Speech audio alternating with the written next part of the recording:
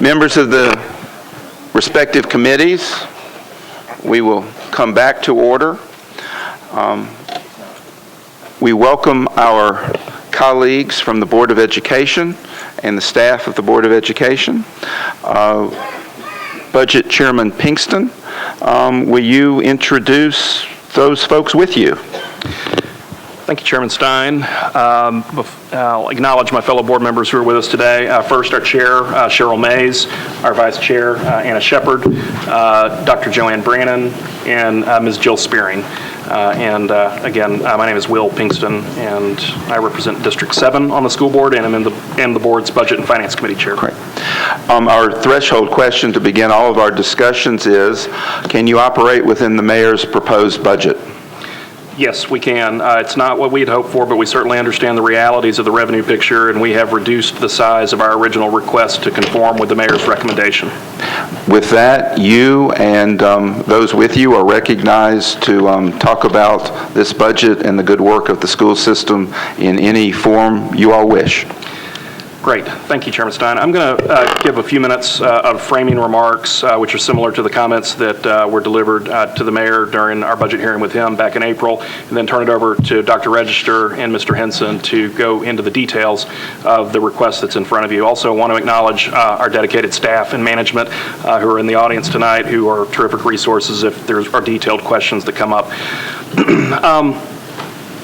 So you bring it a little bit, thank you. Sure. Sorry. My apologies. No.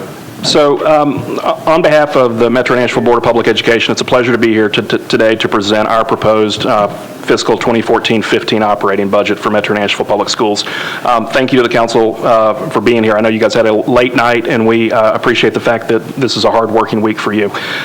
In December, at the Nashville Chamber Report Card Committee, Mayor Dean challenged the school system to bring forward a budget that, in his words, funds what works. I'm pleased to say that the proposed increase that you have before you does, in our estimation, fund what works. Broken down by category, it looks something like this.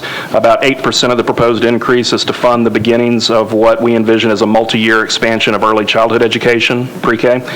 For approximately $3.4 million, we're proposing to add new curriculum and hundreds of new seats at 3 sites in East, North, and South Nashville.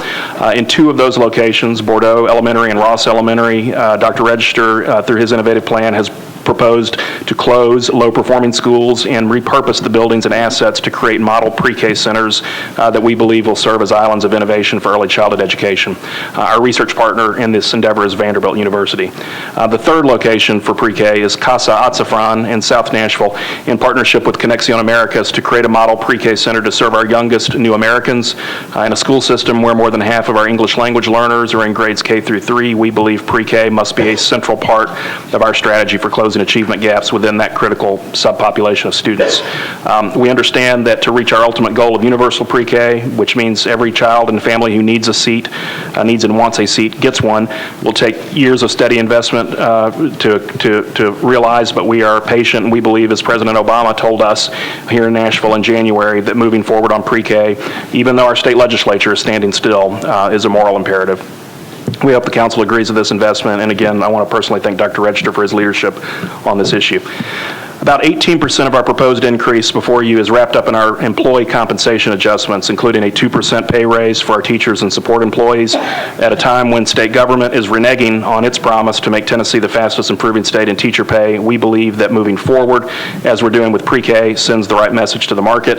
Nashville values its teachers, and we're committed to a more competitive compensation system to help recruit and retain the very best educators from across the region and around the country. A smaller percentage of our proposed increase is related to what Dr. Register and management refer to as high yield strategies that we've realized through Race to the Top. After 4 years, those federal funds are running out this year, so we're proposing to bake some of these items into the regular operating budget. Roughly 24% of the requested increase is going to cash outlays for charter schools. Our goal with charters going forward is to strategically deploy high-quality schools in ways that are both fiscally sustainable for the district and for Metro government, and that meet the needs of the school district as a whole, and we're happy to discuss that strategy if you have questions. Finally, the largest part of our proposed increase, about 37% of it, is a transfer of $16 million from our fund balance to the debt service fund.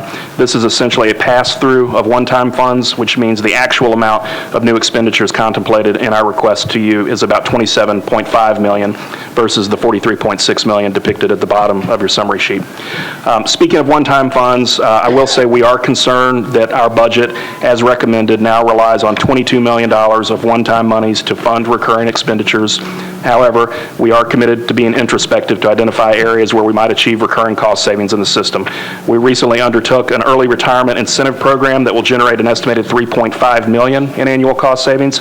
And of course, pardon me, we are awaiting the results of the Metro performance audit to identify other areas to drive efficiencies. My apologies. Finally, we want to thank you for your increased support of our funding requests in previous years.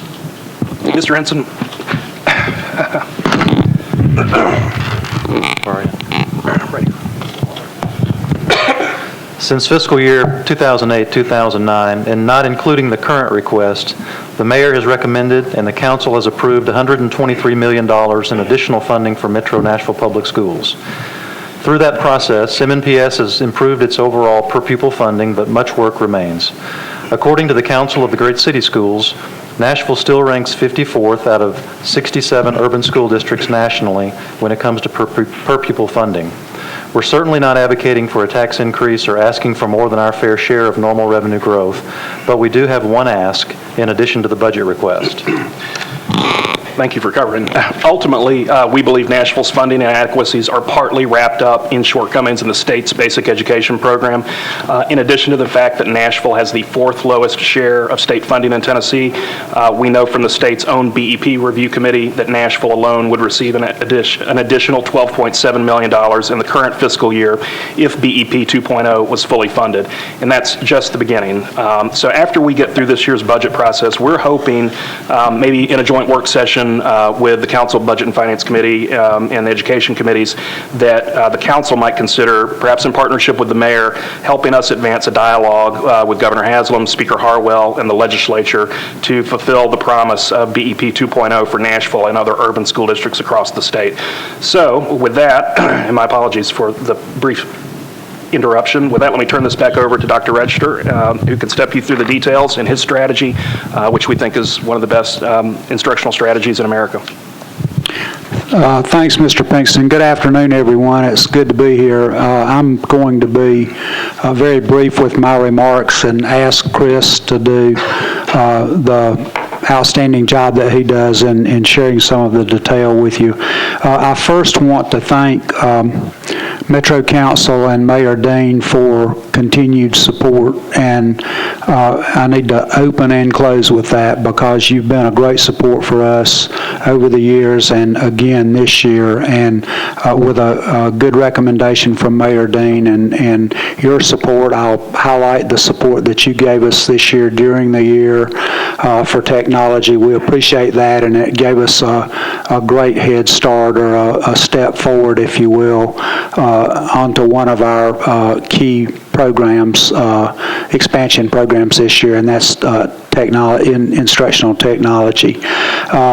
We have several priorities that are very important to us, and Mr. Pinkston's mentioned some of these, but first let me start with 2% across the board pay raise. That's for professional and support staff, for teaching staff and support staff, and it is applied across the board. We do not have step increases built into the salary this year. We felt like, but everyone doesn't get those when we apply those, and we felt like the best thing for us to do was to propose an across the board increase this year, which will benefit every one of our employees. We also, Mr. Pinkston mentioned the pre-K expansion program, and this is my top priority. It's so important that we increase the quantity and the quality of pre-K offerings in our district, and we're very excited about the pre-K centers that we're going to start, one at Bordeaux, one at Ross, and one at Casa Azafran.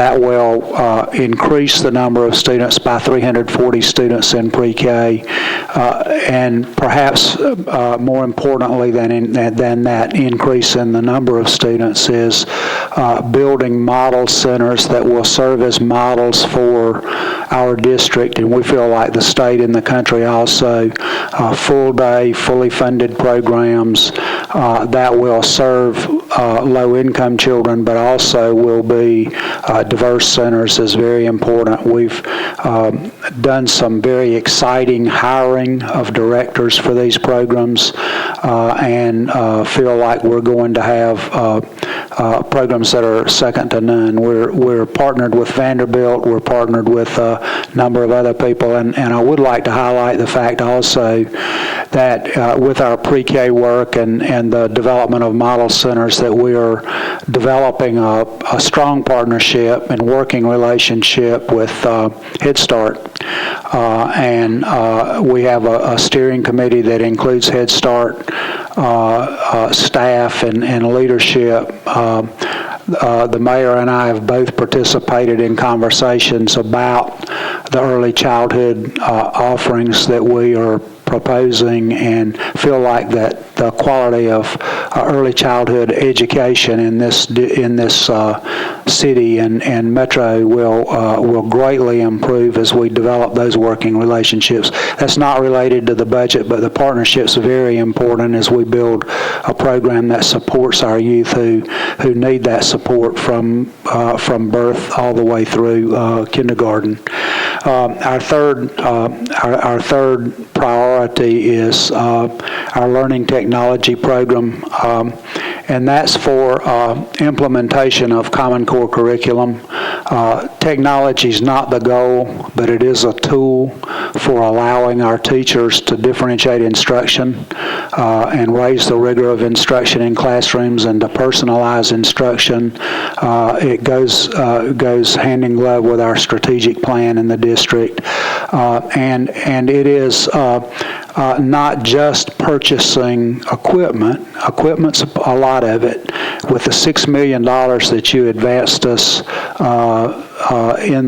back in the winter, we've purchased over 9,000 computers that are all computers for student use in our district. I think it's about 9,200 of those, and the mobile labs that allow us to move those labs in and out of classrooms. No longer will we have to send children down the hall or downstairs or to another place to use state-of-the-art technology. We're very excited about that and providing that technology district-wide. I'm also very proud to say that our infrastructure in our district, the necessary broadband access that we need in all of our schools is in place, and I think we're leading the state and one of the leaders in the country at implementing a technology program that's second to none. All of the equipment and all of that support doesn't mean anything if we don't have teachers who know how to use it and use it. And so the other component that's very important part of this is our all-star training program.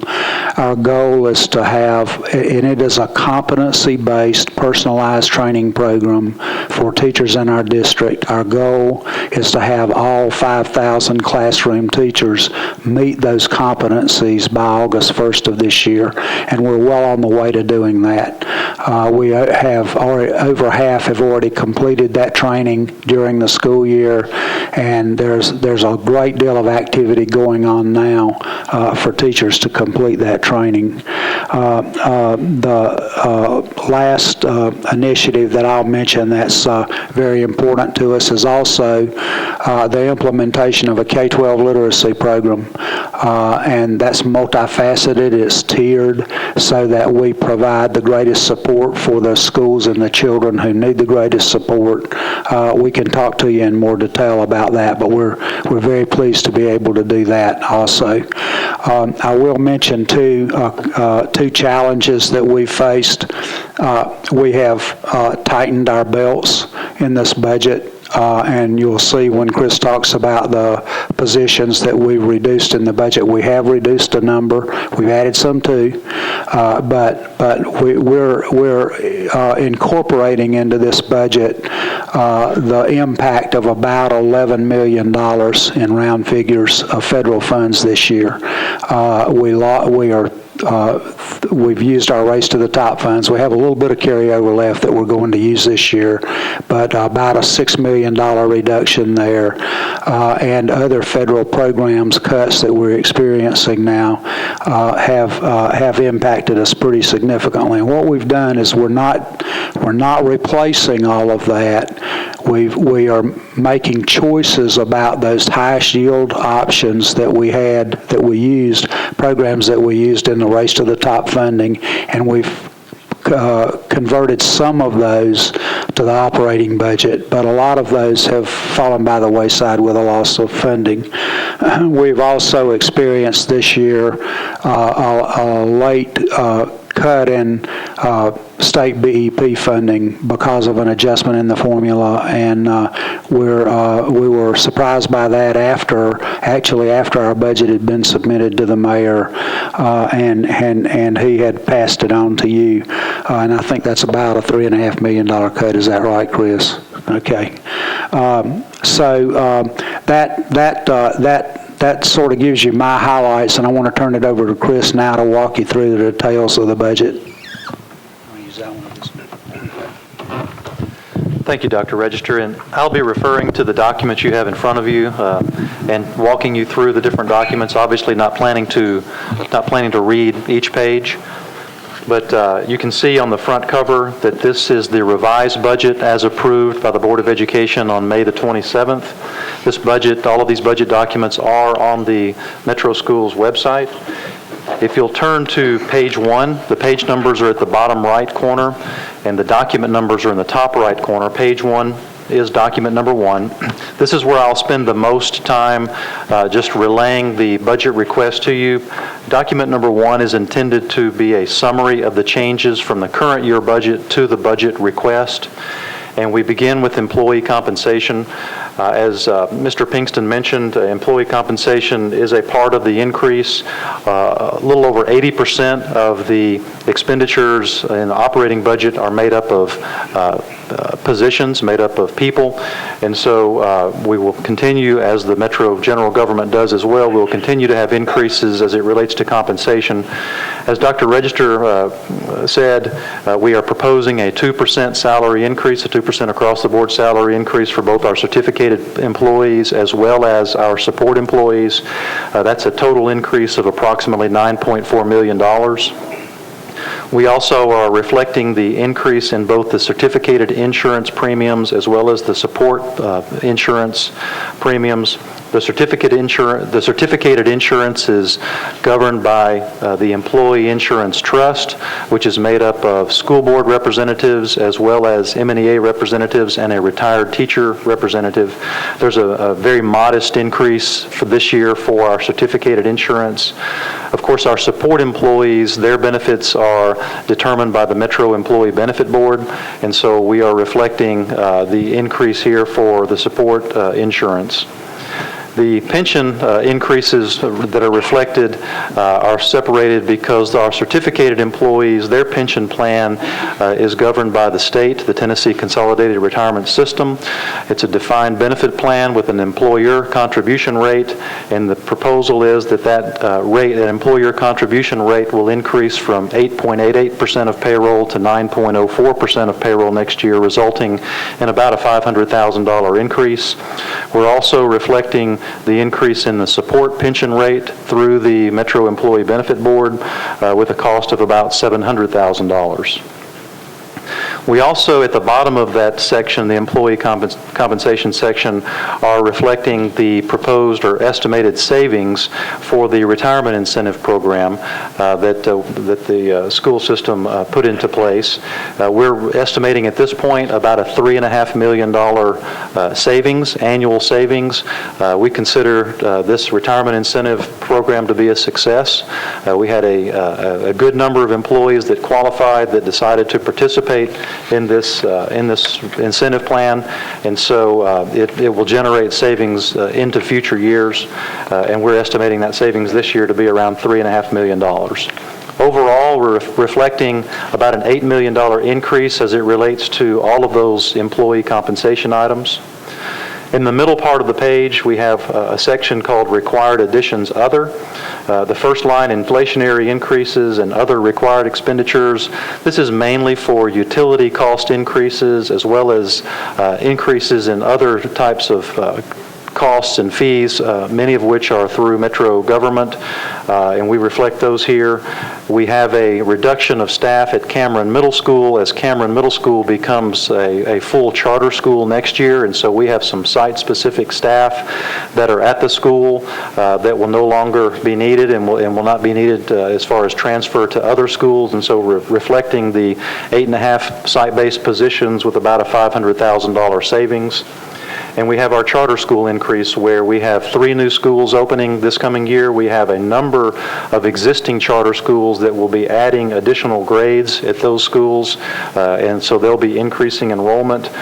We do have a separate document that I'll go over with you in a few minutes, document number 8, as specific to charter schools, but that increase in cash outlays or transfers to charter schools is about $10.6 million.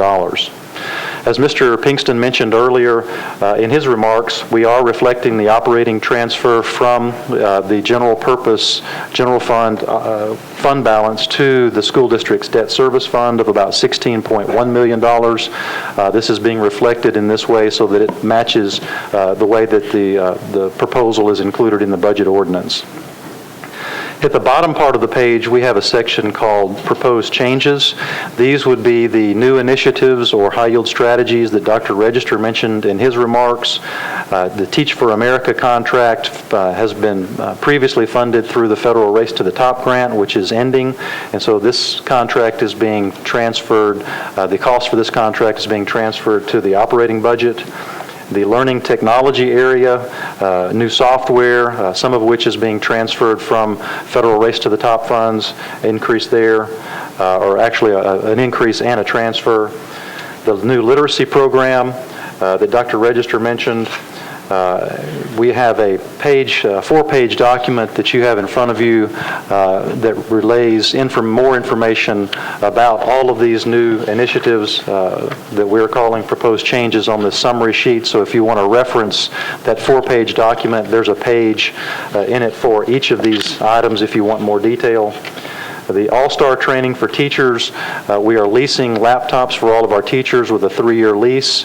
The first year was funded out of the current operating budget. This would be for the second year of that lease. This payment, the payment, $1.3 million reflected here. And then the 2 line items for pre-K instruction. One is for the new curriculum for the pre-K program, and the other is for the costs of the new pre-K model centers. I do have a separate document, document number 4, that we'll be looking at in just a few minutes. The cost there about $3 million. Overall, the proposed changes or the new initiatives has a cost of about $7.2 million. With a total budget of $790 million, again to match the budget ordinance, which does include that $16.1 million transfer to the debt service fund, reflecting an increase of about $43.6 million. If you take away the $16.1 million operating transfer, it's an increase of about $27.5 million in the operating budget. And so you have about a $774 million operating budget request. If you go to page 2, and I'm not going to spend this much time on the other pages, but if you go to page 2, which is document number 2, this document has been included every year, and it shows in detail proposed position changes in positions throughout the district. As Dr. Register indicated, we have reduced a number of positions, many of which are central office type positions. We're showing overall a reduction of 52 total positions.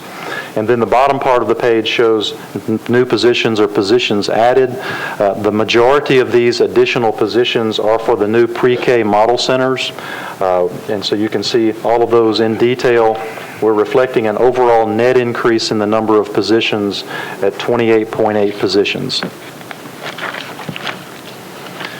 If you go to page 3 is for information only. It is intended to reflect the work calendars for our 10-month support employees going from the current year to the next year. You can see that the number of total paid days for all of these employees is the same.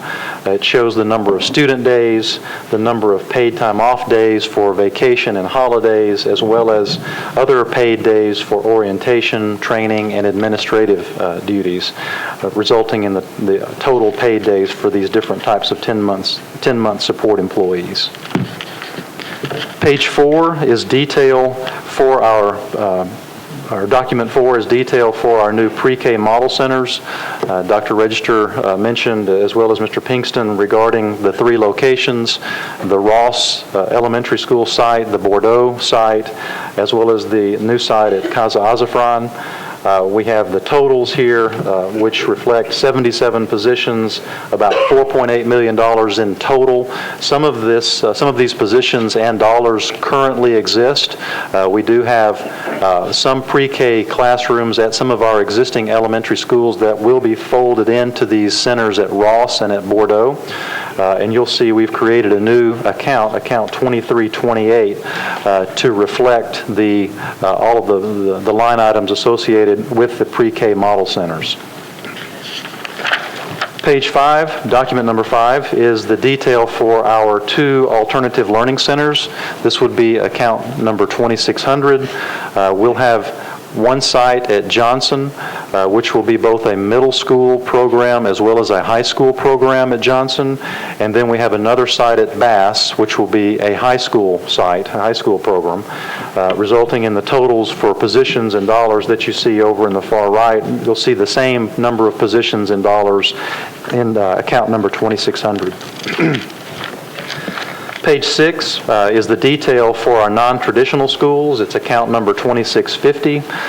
We have a number of what we call non-traditional schools. The middle college program is housed at the Nashville State Community College campus. Big Picture is housed at the Martha Vaught facility. We have 3 academies, one at the Old Cockrell facility, one at Hickory Hollow Mall, and one at Opry Mills Mall. Our virtual school is housed at the Cone Building, and then our transitions program, which is students that have been in incarceration and transitioning back to their schools, that's housed over at the Bass facility. And then we have a program for overaged and undercredited students at the Cone School. You can see the totals in positions and dollars, and again, this is a separate function in our line item budget, account number 2650.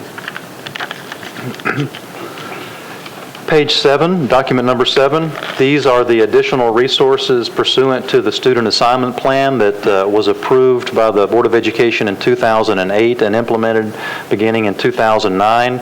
As part of that student assignment plan, there was a requirement for a separate account, which we have designated account number 2710, as well as a separate schedule, which you have before you in document number 7, showing these additional resources that were required by the student assignment plan. It affects just a certain number of schools. It affects the 6 elementary schools at the top and the 2 middle schools and the high school at the bottom, mainly showing additional counselors at these school sites, as well as additional social workers and additional teachers as a result of a reduced pupil-teacher ratio. We also show here the additional transportation costs for what we call our zone choice option, which allows students that live mainly in the North Nashville Metro Center area to attend school in the Hillwood cluster if they so desire, with bus transportation provided. That was all a part of the student assignment plan, and so we reflect those additional transportation costs here. Again, account number 2710 represents additional resources over and above the regular staffing formula for these types of positions. You see the total there for account number 2710 in positions and dollars. You'll also see that in the line item budget. Document number 8 on page 8 is dedicated solely to charter schools. We have updated this document. It does reflect the closure of 2 charter schools, Boys Prep and Drexel Prep, number 1 and number 3 on this list are reflected. It also reflects our new schools that will be opening this coming year, the Nashville Academy of Computer Science, Rocket Ship, and Valor Collegiate. We are expecting around between 54 and 5,500 students in our charter schools with a charter fund balance of about $50 million. At the bottom of this page, we show the one school that the district has in the Achievement School District, which is at Brick Church College Prep. The Achievement School District will operate grades 5 through 7, and the school district will continue to operate grade 8 next year. The state allocates these funds to the Achievement School District prior to distribution to the local education agencies, so none of these funds flow through the school district. So therefore, you would not see a transfer of the money going from the operating budget of the school district over to the charter school fund to be distributed out to the charter schools based upon their student enrollment. Page 9, which is document number 9, begins the detailed line item budget. This is a 26-page detailed line item budget. I'm not going to go through every page. Obviously, we can come back and look at any of this that you would like. I'll tell you what's in each of the columns. Column C and column D represent current number of positions and current budget. Columns E and F represent proposed changes in positions and proposed changes in the budget, resulting in columns G and H, which would be the proposed number of positions and proposed budget for all of these different accounts and line items. And then in column I, we have remarks which show different explanations for many of the line items to just provide additional information, hopefully just some more detail and clarity as it relates to some of these line items. If you'll turn to page 35, Page 35 is intended to be what I call a cheat sheet. If you're looking for a particular account and you have an idea of maybe what it should be called or titled, this is sorted in alpha order. And so if you have an idea of what that account it would be called, hopefully you can find the account number in the 26-page detailed line item budget through this 3-page document. Over on page 38, we begin the federal programs and grants, which is required to be a separate fund, very prescriptive as to how these funds can be spent. I will say that the federal fiscal year is October 1st through September 30th, and so at this point, every year, these are all just estimates and projections. And so if you turn to page 39, you'll see the projected budget for all of the different grants that the school district has. We've got 2 columns. One is the current fiscal year budget for reference compared to the projected budget for next year, 2014-15. I'll just touch on some of the larger ones. Title I is the largest, and you see there is a proposed decrease in the Title I funding allocation. We also have the IDEA, or Individuals with Disabilities Education Act funds, which are we're reflecting flat funding there. As Dr. Register mentioned, this is the last year of both Race to the Top and state First to the Top funding, grant funding, so we have sizable decreases in Race to the Top and First to the Top funding. We also show our Teacher Incentive Fund grant, or TIF grant. We have the Magnet School Assistance Program, or MSAP grant, which is ending, so you can see that that grant is running out, and so we have a little bit of money left to spend prior to closeout of that grant. Title IIA, Federal Title IIA, we're reflecting a decrease in the allocation, and then we're showing our Federal School Improvement Grants, or SIG grants. Overall, at the bottom, as Dr. Register indicated, we're at this point estimating or projecting between a $10 and $11 million decrease overall in federal funds and grants. And with that, I'll turn it back over for any questions. And Chairman Stein, if I could add, members of the council, this budget, and I know we've all been around a lot of government budgets over the years, this budget, we believe, is very transparent and very well organized. I just wanted to call out for a second Mr. Henson and his team for consistently year over year earning the Meritorious Budget Award from the Association of School Business Officials International. So just throwing a little props out there. We're very pleased with the way this budget is organized. Thank you. Thank you. That's certainly well-deserved. Those of us that have been on council for a while are always impressed with Mr. Henson's presentation, and he's managed to fine-tune it a little bit over the years, and we are deeply appreciative of that. Let me begin by asking a couple of questions that have to do with schools' relation to other parts of our council budget.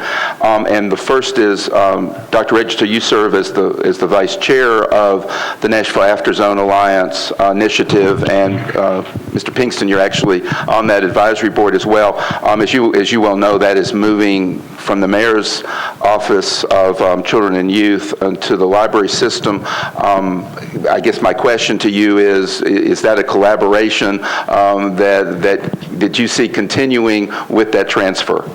Yes, I do. We have have developed a very good working relationship with public libraries here.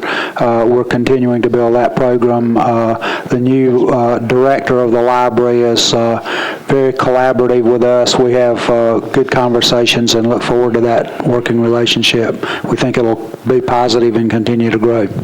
And then the second my second question has to do with your participation in the Youth Transportation Initiative. Mr. Henson, my understanding is that you all are obviously a more than full partner, and that the $700,000 that you had been allocating to buying bus passes will be applied to this initiative at MTA. Is that correct? That's correct. We have held the $700,000 in this year's budget to be used for that purpose.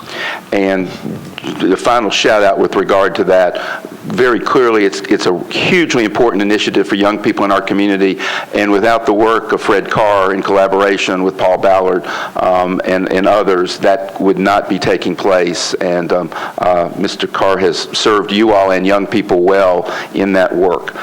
With that, Councilman Davis, you're recognized. Thank you, Chair. Very appropriate. I used to take the MTA bus home from MLK, so I remember those days well. Had to buy all those punch cards, and now I could be riding for free. So very excited about that. Thank you, guys. And thanks for being here in the presentation. Just kind of had a list of random stuff I'll go through. First, very excited about the pre-K stuff. We had our special meeting before on pre-K, and just when you were here before about the technology stuff. Really great. I think you guys have made a great effort on that. Makes total sense, and I'll just say let's keep it up and let's continue to expand as much as we can. Mr. Pinkston, you mentioned the state legislature in your remarks, standing still. Definitely no doubt about that. From what I've seen up there, I missed something you were talking about with the BEP formula. I'd love to hear just, is it a possibility anytime soon that they might change the BEP formula? You mentioned BEP 2.0. Yeah, so I'll give just a quick primer on kind of where the BEP has been over the last few years, and then I'll turn it over to Mr. Henson, who's actually on the governor's BEP task force. In 2007, then Governor Breslin and the legislature overhauled the state's basic education program formula, the BEP. They created at that time what is now referred to as BEP 2.0. Coupled with this new formula, this new way of slicing the pie was made larger by a revenue increase. The tobacco tax was tripled at that time in order to put new money into public education. At that time, and I was there at that time, we knew all along that the amount of new money that we were putting into it then was not going to be enough to fully fund BEP 2.0, so that all school systems were getting the proper slice or the size slice of the pie. The intention at that time was to continue reinvesting year over year and eventually get it fully funded within 4 or 5 years. Then the Great Recession happened in 2008 and 2009, and the economy just didn't cooperate operate. And finally, now that things are turning around, there has been a call by the urban school systems in Tennessee in particular for the governor and the legislature to relook at the BEP, to try to put more money into it. Our call to the state has been, along with the other urban school systems in the state, has been please revisit the issue of adequacy, the size of the pie.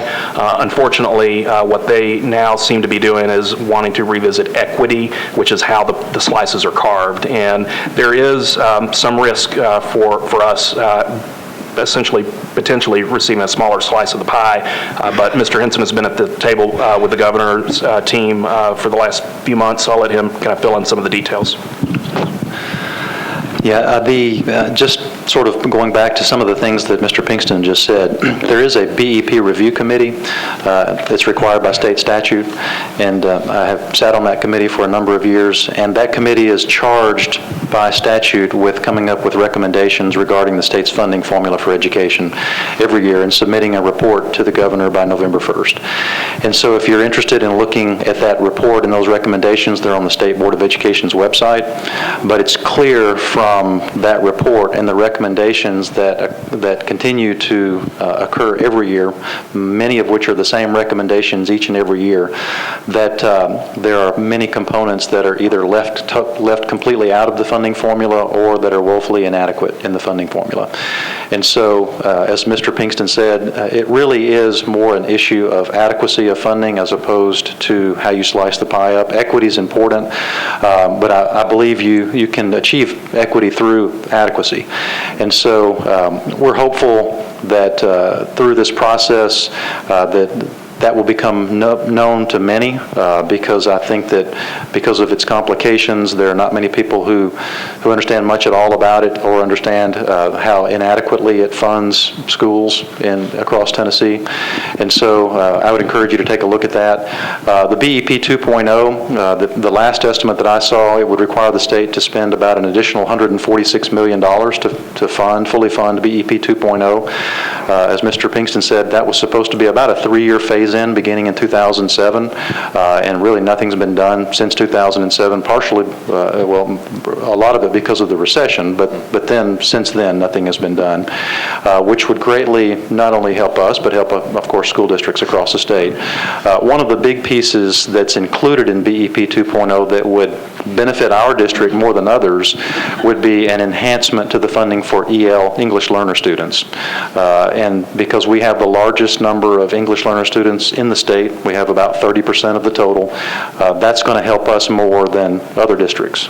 And so anyway, that's just a little more information. If you have anything specific, I'll be glad to try to answer it. Sure, no, that's helpful, and I guess it could be a little scary if they start messing with the equity a little too much, but yeah, it seems like they should be making the pie a little bigger. I mean, Tennessee, I don't pretend to know what all is going on up there. There seems like there's some revenue holes. Maybe they're not getting as much as they should, and with as booming as Tennessee is, I know with Nashville and Chattanooga and all these cities that are booming, I hope we can continue to make that pie bigger if they devote the resources to education. Next topic of course, charter schools always comes up. I know we've got the increase. I wanted to just kind of ask, now that you've had that policy out there, how that's been going, and as we've focused on the Southeast and the takeover as the policy, has it been going well thus far? Do we see, next year, is that going to create, because, anytime there's increases, you're looking at, well, what's the most increases, that sort of thing. So what are your thoughts on it so far, now that you guys have rolled it out? Sure, I'll take a first cut, and then Dr. Register and Mr. Henson may have other things to add. I think what we did, as you all know, we started the budget process a little early in the current cycle and started looking at what were the big ticket expenditures that we knew were on the horizon. And at that time, we were alarmed, frankly, to see a potentially very large amount of cash outlays for charter schools for the 2014-15 school year relative to what we assumed would be new available revenue. So we immediately began working through those numbers. As it turns out, the projection for this next year is not as high because the enrollment projections that the charter operators gave us were frankly too ambitious, and they had to revise their numbers downward. And of course, we have had the recent closings of 2 underperforming schools, so that has made that number quite a bit more manageable than we thought it was going to be. Specific to the strategy, the board, the policy of strategic deployment of charter schools, the board in November considered and passed a plan that basically sets 2 strategic priorities for the deployment of charter schools in the upcoming cycle, and we're actually in the process of considering applications right now, and we'll approve and disapprove this summer.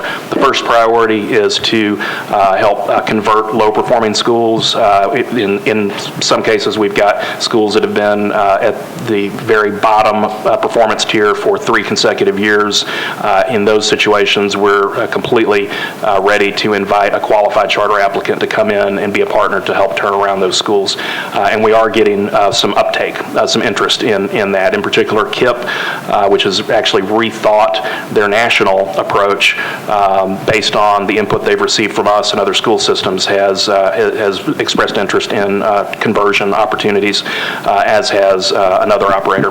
The second priority is growth management. There are some areas of town where we literally cannot build schools fast enough, specifically elementary schools in the Glencliff and Overton cluster, which are on track to be exceedingly over capacity, meaning in excess of 120% capacity within a couple of years. In those situations, we think charters can help us manage growth in those areas. Those also are areas like along Nolensville Road and Murfreesboro Road that have high vacancy rates of commercial real estate, which charter operators tend to gravitate toward. And again, those are also, of course, the areas where we have the highest concentration of new Americans. So we think charter operators that bring innovative English language learner strategies can actually help us close achievement gaps in those areas. And again, we're getting interest there. We've had a couple of operators say, listen, we want to be a partner. Tell us what to do, where to go, and we're in. Unfortunately, there are a couple of recalcitrants who want to continue doing what they would like to do, which is not consistent with our priorities, and we'll deal with those issues this summer. Sure, and I was publicly supportive of the policy because I think, you guys were responding to something. We kept kind of pinching you up here, like, hey, how many are you going to continue to open every year, and what are these numbers kind of looking like, and that sort of thing. So, I guess I'm glad we got some kind of a handle. I just wanted to see kind of how it was going. I wanted to mention the Stratford cluster, just close to home. I feel like we're really taking off over there. Just need you guys' help continuing our momentum, and we appreciate everything you've done so far. Keep our renovation on track, on schedule if possible. We've got a state-of-the-art design over there. We're really excited about it. An East Nashville parent actually wanted me to ask about, I know we're doing the Common Core and the testing. We've got the technology. We're rolling out some new testing. They wanted me to ask about just communication at the beginning of the semester. This may be a board thing. I don't know for which one of you guys, but are we sending out the schedule of all the testing, and then also are they able to find out if their child can opt out of some of that testing? And I don't pretend to understand all this, but they were asking me about, the schedule of tests. There's more tests with, I guess, the TCAP going on and the new stuff. So any thoughts on that? I promised I'd ask that. So. Yeah, we've had a number of questions. There's been a lot of interest in the testing and whether or not we've done too much or not. Our board's been interested in looking at that, and we've spent a good bit of time on that. Our intention and our direction is to put out a testing schedule at the beginning of the year. The state actually put a pause on implementation of park testing for next year and is rebidding.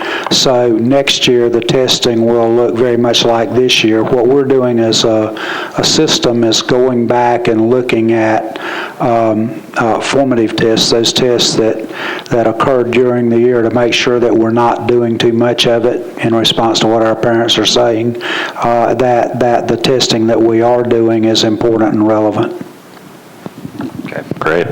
I guess final comment, I'll let others ask questions. You guys had talked about the access to Wi-Fi, and that sort of thing in the schools. And I just wanted to make the comment, through the Tennessee Anytime Access, we're really trying to get more access at home, and I know you guys have been a good partner in that, and we're just going to, anything we can do to help, and I've been involved with Keith Durbin and ITS, and we want to continue to work on that. So, well, thank you very much for that. We think we're getting very close to the point where families who really need, who want access and who need help getting that will have opportunities community-wide. I think we're at that tipping point now, and we have great partnership with private providers, with the big private providers, from Verizon to AT&T to ENA to Comcast, and all of those who are beginning to come around the table.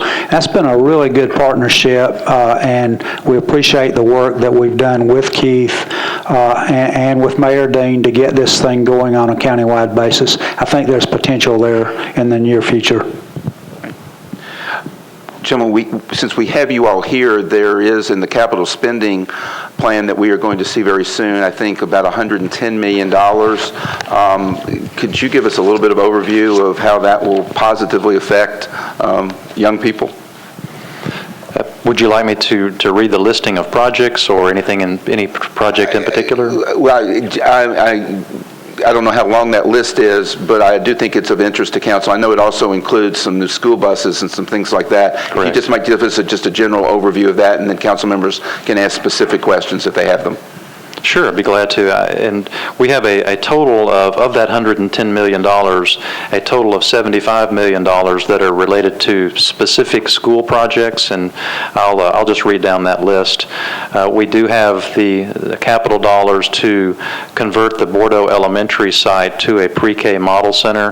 That's mainly to demolish the old front section that's right on the street, to convert that to more green space and allow for more parking, and it also will go toward making some updates to retrofit that into a pre-K model center. We also have included some $650,000 for new land in the Cane Ridge area. Cane Ridge Elementary is already overcrowded. It's only been open a few years, and so we have concluded money there to try to alleviate some of that overcrowding in the future. We have an addition at Glencliff Elementary, which would require the rezoning of some students from Paragon Mills Elementary to alleviate severe overcrowding at Paragon Mills. It's a 12 classroom addition at $3.75 million. We have an addition at Glenview Elementary to alleviate overcrowding there, additional 8 classrooms. We have renovation at Hume Fogg High School, $22.75 million. We have a partial renovation and adding 12 classrooms to Martin Luther King Magnet at $6.9 million. We have a 12 classroom addition at Ruby Major Elementary to alleviate some severe overcrowding there at $3.5 million. We have a proposal for a new elementary school in the Overton area at $14.5 million to alleviate overcrowding. We have $600,000 for the pre-K model center at Casa Azafran, and we have $17.3 million for a replacement of the existing Tusculum Elementary School. All of those are school-specific projects, mainly dealing with overcrowding issues and schools that are over capacity, adding additional classroom space to try to get rid of some portable classrooms. That totals about $75 million.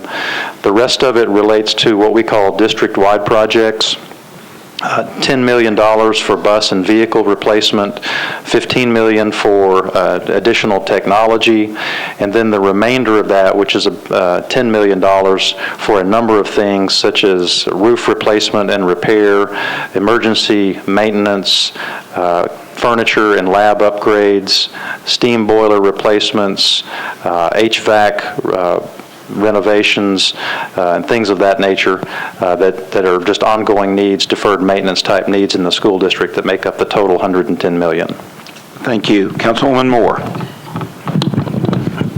Thank you, Chair. As always, I do appreciate you all coming to our budget hearings. It's so wonderful. Mr. Henson, you read off such an eloquent list. We get a copy of that? I was trying to find it in here, and I was trying to find it in the book. I didn't see anything. Is that possible, get a copy of that, or has that been released yet? Sure, I assume it's part of the mayor's budget. I did send a copy of the entire capital plan to the council Okay. a couple weeks ago, but we'll Okay. make sure you get another one. Okay, all right, thank you. Page 28 and page 27 of your budget book. On the transportation, I'm real curious about training, and I was looking at where you had a transportation specialist, driver training. Do you all just go through, how much training do your drivers have, as it relates to your budget? Do you have a certain amount of funding to train your drivers at the beginning of the school year, or is this ongoing, or what? It's a combination. A lot of that is to train new drivers, to allow them to get their CDL license with the school bus endorsement. So a lot of that training is the training of new bus drivers as we hire new ones, but there is ongoing training during the year for existing bus drivers. I don't have the exact number of hours, but it's a combination of both, and it's a combination of new drivers and existing drivers. And so is this like on page 28, you have account number 4137. So is this tracked also with bus monitors? You train them as well? Are the bus monitors are trained to, as a special assistant to the driver? Is that what that is? That's the majority of what that is, and of course, some of these bus monitors are on special education buses, and so they'll have some specialized training as it relates to those buses, whether or not the bus has a wheelchair lift, what kind of students the bus might transport. So they'll have some specialized training, but all the bus monitors do receive training. And as you said, it's more of providing assistance to the driver in relation to the number of students behind the driver. Okay, but that bus monitor is trained to oversee what's going on inside that bus, and that driver is basically watching the road. That's the intent, yes. Okay, all right. Okay, page 26, Family and Community Services. I was looking at, that's account 3250. I was just wondering, is this, you had a new position on page, is it page 1? I want to be sure I'm right here. You had a new position, page 1. I know you had, page 2, where you had a family and community service, community outreach specialist, and the salary is $96,000? Is that correct? That would include benefits. That wouldn't be the that would salary. include benefits. And then I was just trying, okay, so that's a new position along with what you already currently have. That's correct. And then the same page, on page 26, I'm trying to make sure I have, okay, it says travel, home visits, and cluster meetings. So they do home visits too, or they travel to the parent's home, or what do they do here? That's correct. They travel in their own vehicle, personal vehicle. They travel to parents' homes to work with parents and students. Okay, and so... And their families. Oh, is that what they do? And then the community outreach events, what do they do there?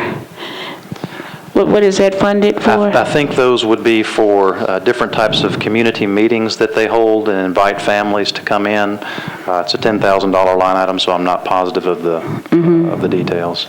Okay. All right, page 17.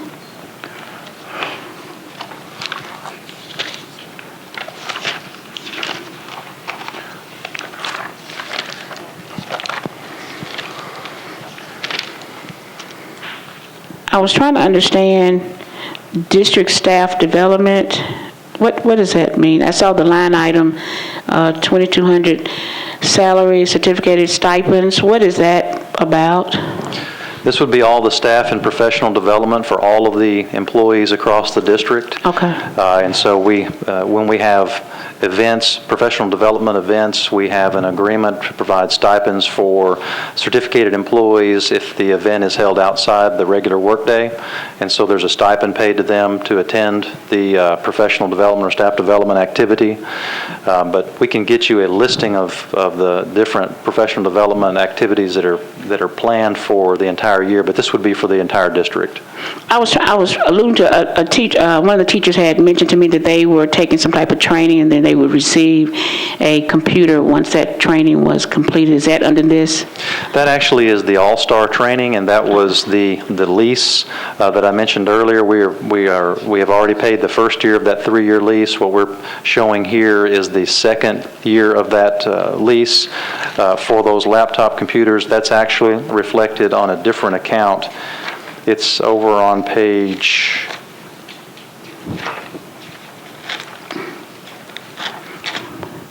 20. Okay. Account 2320.9 contracted services. You can see over in the remarks, it says at the end, add All-Star training laptops for teachers. Okay. So this is that All-Star training that Dr. Register mentioned, and we have a full page in the 4-page handout you have on the All-Star training program. Okay. All right. Page 8. I got. Let's see.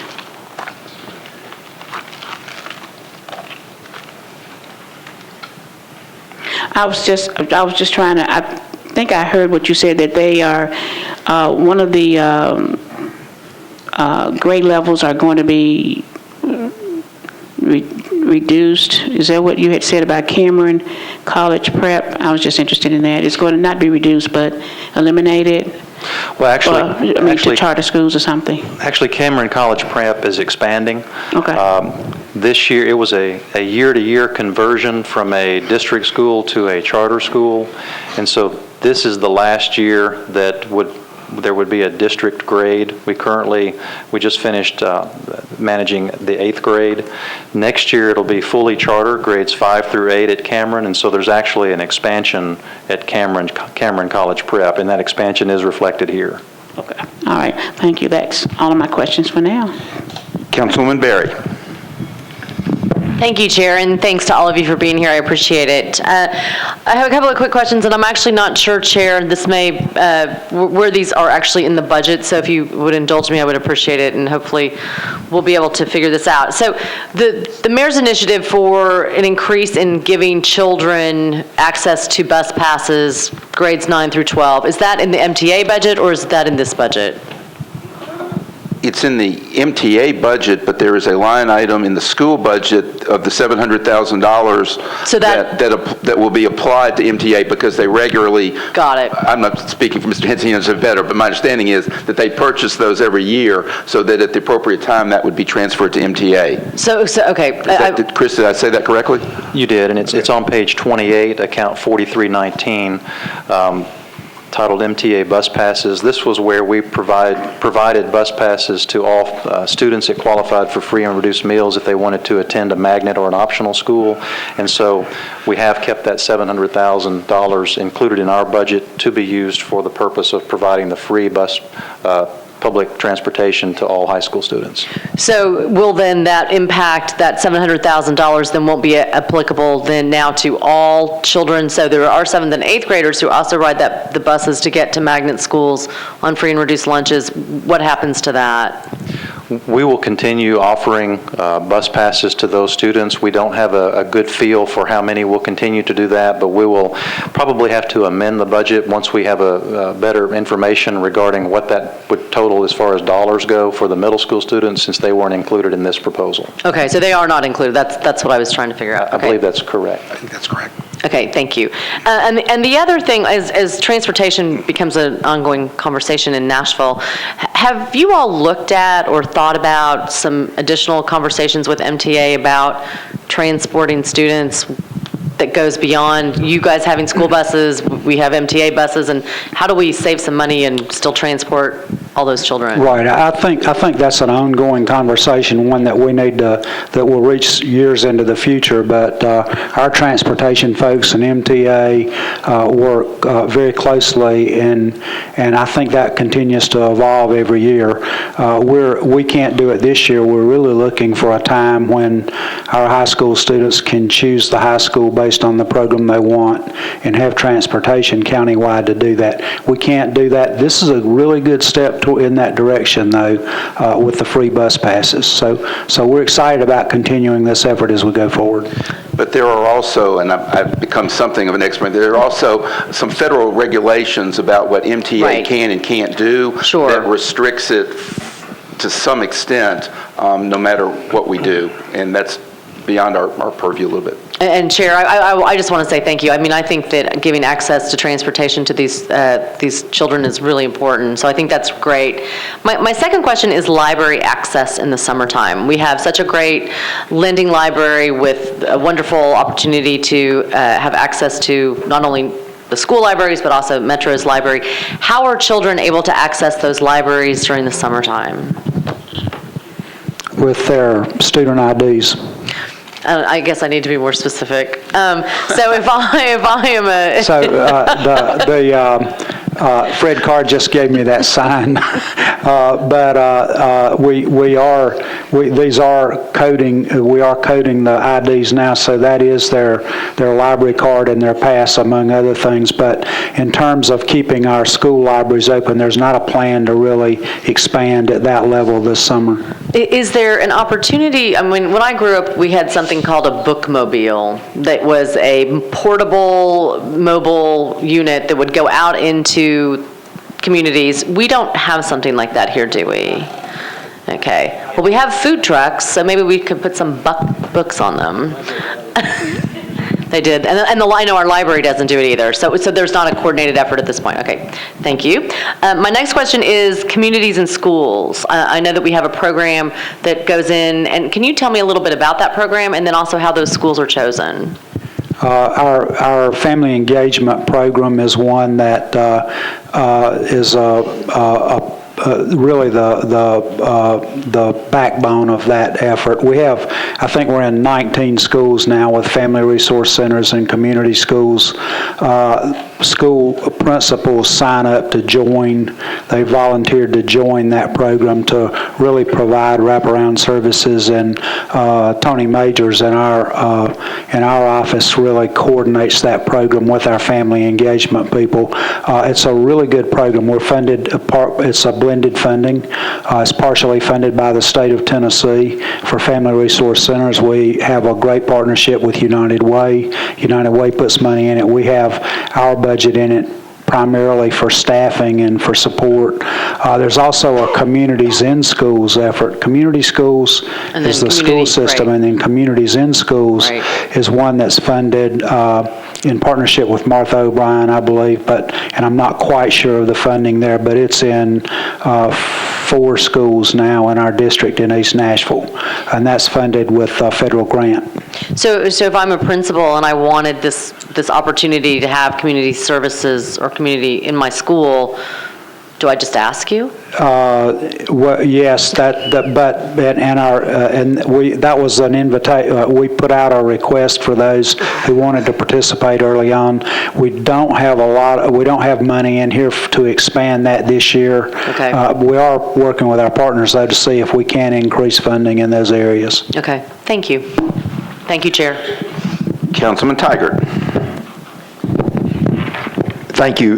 Chris, I always ask this question. Cafeteria, no drawing down of reserves. Everything is self-sufficient in that area this year? That's the plan, yes, sir. Okay. Help me out. You mentioned in your opening remarks about $22 million from reserve funds, and then there's a $16 million transfer from debt service. What's the difference there? I missed that point. Well, it's a total of use of fund balance of $38 million for the school district. And so $16.1 million of that is a transfer to the school district's debt service fund. $12 million of that is to backfill the $12 million that was used in the current fiscal year to fund the FY14 budget, with an additional $10 million to fund the FY15 budget. And so it's a total of use of $22 million to fund the budget, the operating budget, and the other 16 is a transfer of fund balance to the school district's debt service fund. It's a total use of $38 million. Okay. Looking at the picture from the glass half empty perspective, how many years, if at this continued drawdown, before we hit the 5% critical level? We are estimating that the use of $38 million of fund balance would be equivalent to about a 5.8% fund balance.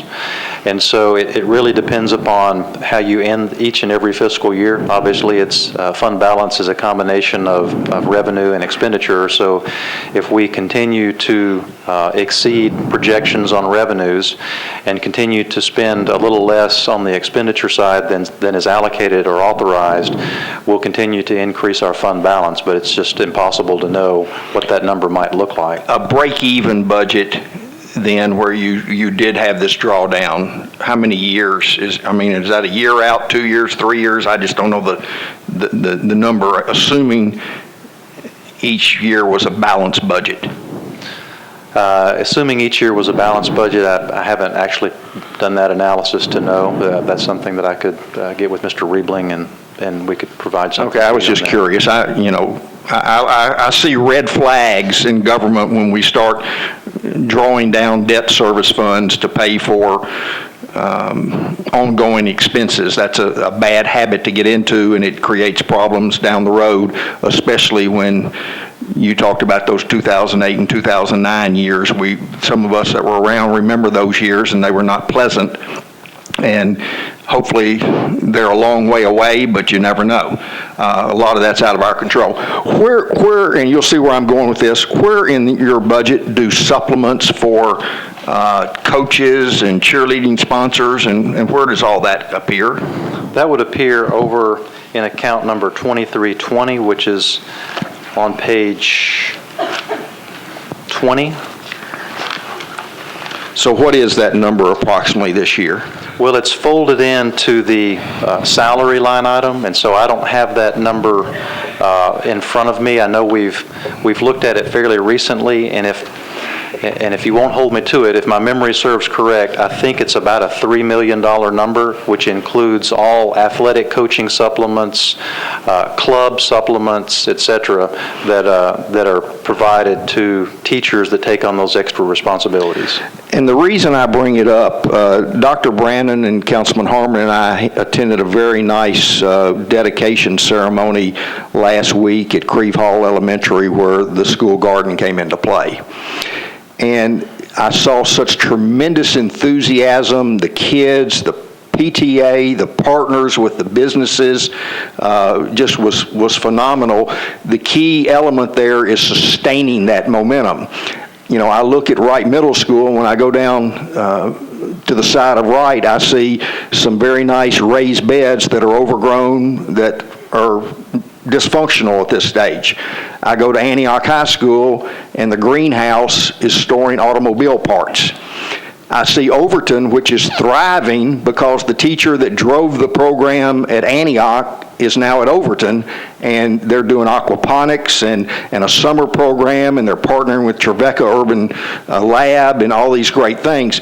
So my question to you relating to supplements is estimating the cost for those schools or communities that would share in a partnership to pay a teacher or someone in that building to lead what is obviously a huge priority for this city, which is childhood obesity, teaching healthy lifestyles, where food comes from. We hear the mayor, we see the 100-mile walks and all this, and you all would be the logical place for us to get the most bang for the buck. And I'm not saying it's something that the system would have to fund 100%, but perhaps there are the Creve Hall PTAs, and the Bell Gardens and the Overton aquaponic groups and whatnot that would share in that supplement to try to create a sustainable program that makes a real difference. I'd like Dr. Register's thoughts on, is this a workable idea? Yes, it certainly is. It's programming. It's looking at interest in schools, the interests that schools have, interests that their students have, what our academies look like in developing that programming. It's certainly, I've actually heard the Antioch greenhouse questioned a couple of times, and the program went away there, and because it was not a part of an academy, and there was waning interest there, but we'd be very supportive of growing that as there is interest in that program at the school level. So my point to the chair is, if there's any way you could give me some ideas of costs that I could ask the chair to add to our wish list on, a pilot project in each of the 9 school districts, or an east, north, south, and west, once again, that would require some buy-in from the community through partnerships and whatnot. If there's any way we could get that fairly quickly, that's why I was trying to figure out what we pay a teacher who coaches a middle school football team or an elementary school club or whatever it might be, where we might pay a supplement. So that's giving you a quick turnaround on an estimated cost is a hard one, but we can certainly look at that. It involves programming and looking at scheduling and where there is interest and where it would fit in schools. So we can make an attempt at that, but how quickly we can give you a turnaround. And maybe I'll go about the other way and say, if I made a wish list request of $50,000, what would we get for that money? I expect we could use it well. I'm serious. I expect we could, with a $50,000 investment like that, I expect we could find how many schools I go by Westmead Elementary, and the librarian there is doing it all on her own, and I help her get her some Metro mulch and different things donated occasionally type thing. But here's a program that could do great wonders. It already has an interested person there that's not making a dime off of it, but just her love of the kids. And there are other schools throughout this entire city that we probably would benefit from rewarding those teachers. I would think probably the quick way to do that would be to offer some grants to schools and some funding grants to schools and to consider proposals from schools to implement programs like this. I think we could, and the answer is yes to 50,000. The answer would be yes to 100,000. Councilwoman Weiner. Thank you, Chair. Well, let's see. Charlie, you stole part of my thunder, and Megan, you stole some of it, but not as much as Charlie did. So that said, I have just 3 questions and then a comment. Question number 1 is, as an audiologist, I look at the importance of early language learners and its impact on auditory processing, which relates into your ability to have better reading comprehension, spelling, et cetera, et cetera. So I love the pre-K impetus. I think that's fabulous. How many children are you looking at having in that program this year, and how do you anticipate its growth?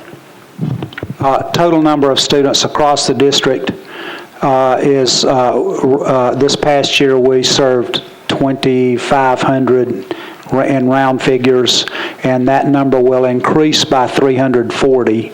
Our centers, the 3 model centers, will house 540, but some of those are existing programs that will be relocated in the centers. We in comparison, in looking at our partners at Head Start, they serve about 1,400 students. We're also meeting with quality private providers, and we know there are a number of those that are located in churches and other areas, other facilities in the community. We don't have a good handle on how many of those are served. Let me give you a comparison number, though. We have 8,700 students in kindergarten.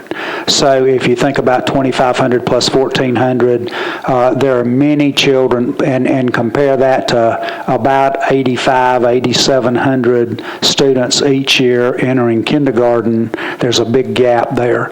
And so our goal is to start with a quality program this year, to build a program and to spread that knowledge through our 57 sites. We have pre-K in 57 schools, so to develop quality across the board, and then to look at an expansion program that's affordable as we go forward. We want to add to it as we can.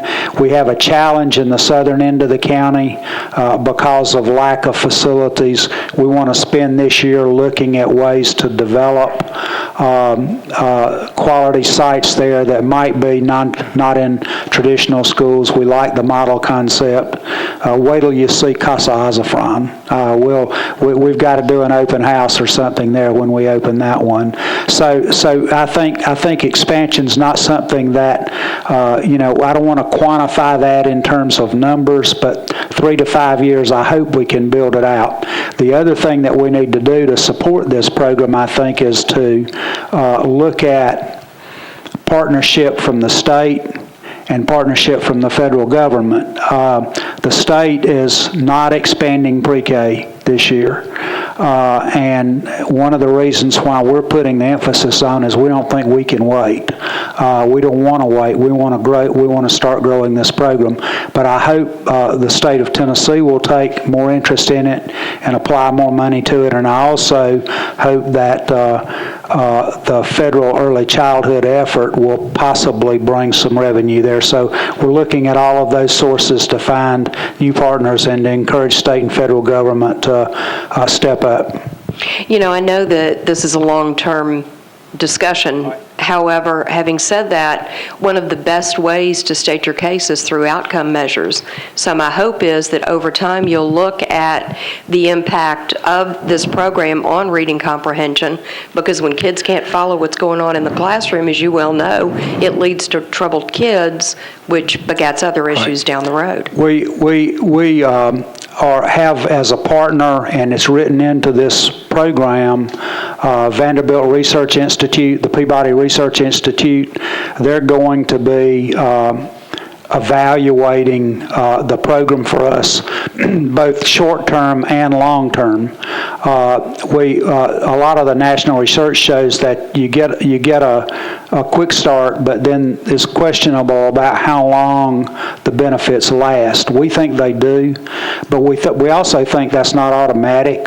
If you don't have the quality you need, if you don't change what's going on in kindergarten, if you put in a quality pre-K but you do the same thing in kindergarten, then the results might diminish. So our view of this is early childhood education, not just pre-K, but we think we'll have some great research with our Vanderbilt, with Dr. Lipsey and Dale Farron, Dr. Farron at Vanderbilt helping us with the research part. That's great, thank you. So I'll move on to my next question. This is actually a question from a parent at Bellevue Middle School. Apparently there's $1 million award for a school to get some type of upgrade. I don't know anything about it other than what she shared, and they were just curious if the Bellevue Library was somewhere on that list, because they are in woeful need of expansion over there. Are you talking about the school library or the new library that's going back? The school library, not the Bellevue Library. We're in love with that. Yeah. I'm talking about the school library.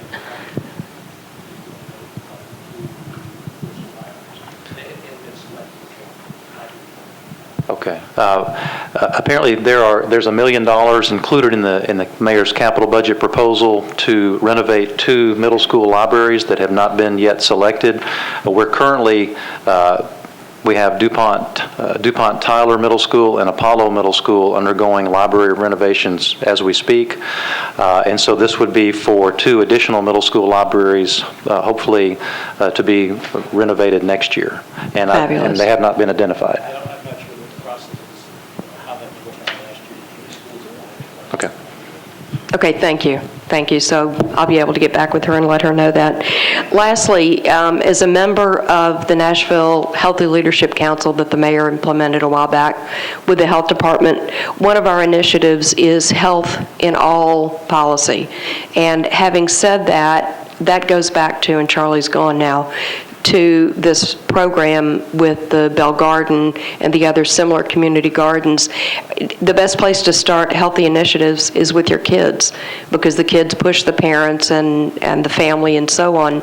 So, Chair, I would love to see us look at some sort of addition to our wish list to implement some sort of healthy policy similar to what Charlie was mentioning, $50,000, $75,000, if we can consider that. Sure. That's all I got. Councilman Claiborne. Thank you, Mr. Chair, and thank all of you for being here. A couple of comments before I ask questions. First of all, I commend you for the decision to do the 2% across the board raise. I know that the folks who are at the top of the step increase appreciate that. I remember those years when I was teaching after I topped out that there was nothing unless you moved to another lane. So I compliment you on that decision. And also, I did this last year and I'll repeat it. As you have the opportunity to talk with your grounds contractor, make sure that they understand that the people in the communities do notice the beautiful grounds. The schools that are in the district that I'm in, the ones that I drive by on a fairly regular basis, some of those grounds look better than some of the yards in some of those neighborhoods. So they do a great job. That was a painful decision, but it was a good decision. So compliment. You mentioned about the staying competitive as far as salary is concerned. I know last year that we did a significant increase to the salary scale, the beginning salary scale, and so on. So where do we stand in this year coming up in terms of rank as far as Tennessee systems are concerned?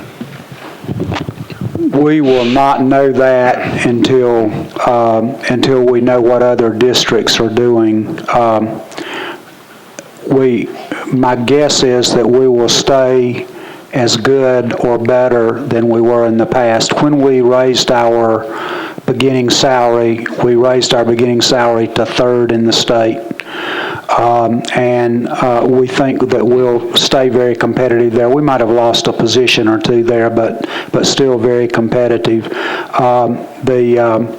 The reason why I think we'll stay at least as competitive is because the state did not give a raise this year. And of course that puts a greater challenge on us to offer a 2%, but that challenge is across the state also. So I don't know when that data comes out. Chris, do you know, or I see our human capital people back there, we'll find that out after all the budget. Yeah, later in the fall, and we'll be glad to give you a report back on that. Okay, I think that would be good. I think everybody here would like to know that. Okay. Councilman, one of the things that the board has been asking for, we have a new committee called Teaching and Learning, which is chaired by Ms. Spearing. One of the things that came out of a recent conversation in that committee meeting was not just where our teacher compensation, our average teacher compensation is relative to other school systems in Tennessee, but where are we relative to other peer systems around the region? Where are we relative to Charlotte, Atlanta, Louisville? And we've asked for that data, have not gotten it back yet, but one thing we do know, as we said in our earlier remarks, our per pupil funding in the Council of Great City Schools, which are the largest urban school systems in the country, is pretty low. So we suspect our teacher compensation is probably, the same way, and it's going to, like pre-K, it'll require kind of a multi-year budget commitment to get it where it needs to be. Okay. On a question on page 4, I was looking through some of the items that were here, and there is a position for an instructional designer. What does an instructional designer do? So basically a person who works with teachers to develop the curriculum and the instructional program. There's a lot of work in the model centers going into looking at what this program needs to look like. There's a great deal of research going on. We're bringing in specialists to help us develop the best quality pre-K program we have. Let me give you one specific example. The language development for English learners at age 4. What does that program need to look like? What support system do we need? So that instructional designer is a curriculum specialist to work with the pre-K program. It's really important because not only are we developing the program in the 3 centers, but we're also our intention is for those to be model centers and to spread that curriculum across the district. Okay, so, all right, and I'm asking this question out of a mindset of somebody who's been out of the system for 15 or more years. So are they developing lesson plans for the teachers to teach, or are they developing a curriculum to pass off to teachers that they can then pull from and develop their own plans? That's correct. They're developing the instructional framework, the instructional approach to use the curriculum, and helping and giving assistance to teachers to help them learn how to use that curriculum across the board. Okay, thank you. On page 19, I had a question. The news has recently talked about substitutes, teacher absentees, and has not been very complimentary of our teachers and their rate of absenteeism.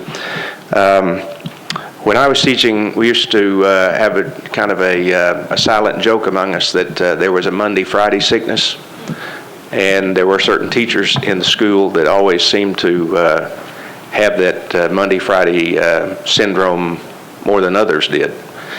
So my question is there any kind of monitoring of absenteeism in schools and or individuals once an absentee level reaches a certain point? There is an overall look at what teacher attendance looks like in our district, and that report, by the way, that came out in one of the USA Today had some errors in it. We've written and requested some corrections there because it included professional development time for our teachers also. So we feel like our teacher attendance is pretty good, not as portrayed in that article, but we want to continue to improve that. It's in the 90s. 90, I'm sorry I don't have that data with me, but I want to say in the 95, 90, I just got a sign back there, 96% attendance. So, so we want to continue to work on that and improve it. We want to watch how much we pull teachers out for other things. It's important for people to be in classrooms, but we feel like that report was in error. Okay, I guess my question is going, and this would probably fall more under the current structure to the principal of the particular building, but as far as chronic absenteeism, I mean, there is a point in time when, you know, somebody reaches you develop a pattern and it becomes apparent, okay, this person is, you know, there's something going on here. So is there in place some type of counseling or monitoring of that kind of activity? Yes, and teachers can be held accountable for chronic absenteeism up to dismissal. Okay. And in terms of what you mentioned about the in-service and so on, one of the suggestions, I think, in that article that you talked about was to do more of that in-service at times when children are not in school. Are we doing as much of that as we can, or could we do more? Yes, we are. And yes, we can do more. The All-Star training is a good example of personalizing professional development. You know, our goal is to have 5,000 teachers meet competence by August 1st. So we have a pretty sophisticated delivery system for professional development now to allow teachers to choose their times and programs so that they can get that training. Okay. And then we'll go to page 8, having to do with charters. So I'm not sure what the total enrollment of the system is at this point. I looked through here and I couldn't find that anywhere. It's about 83,000, and let me say this. Our projections now say that we will be up 2,000 students this fall. Okay. So my question is, when you look at the 5,400 plus students who will be in charters this year, and the $50 million budget for that, what is the ratio of students in charters to the total enrollment, and the ratio of what we're spending in charters to the total budget? What are those ratios? Well, the ratios are going to be the same because the per pupil amount is the total state and local revenue of the entire school district's budget. And so the ratio of students and dollars will be the same overall. And that's probably going to be somewhere in the 7 to 8%. If you're looking at 5,500 students compared to next year, maybe 85,000 across the district. So probably looking somewhere in that neighborhood, between 7 and 8% as far as being of the total students and the total budget. Okay, so I was pretty good. I had 7% here. And Councilman, I would add, and this has been, an ongoing source of conversation in the boardroom and across the community, of course. We've got a situation where the budget as a whole for the district as a whole has been growing in a little less than 4% annual on average. However, the cash outlays for charter schools has been growing at a rate of in excess of 50% annually on average. So the way we talk about that is anybody who's been around government very long knows that that's not a sustainable rate of growth without significant cuts elsewhere in the system or significant amounts of new revenue. So that's one of the reasons we've been trying to get so hard to get our arms around this so that we can manage this continued growth in a way that's in accordance with state law, but also that does not break the bank for the school system and for the broader metro government.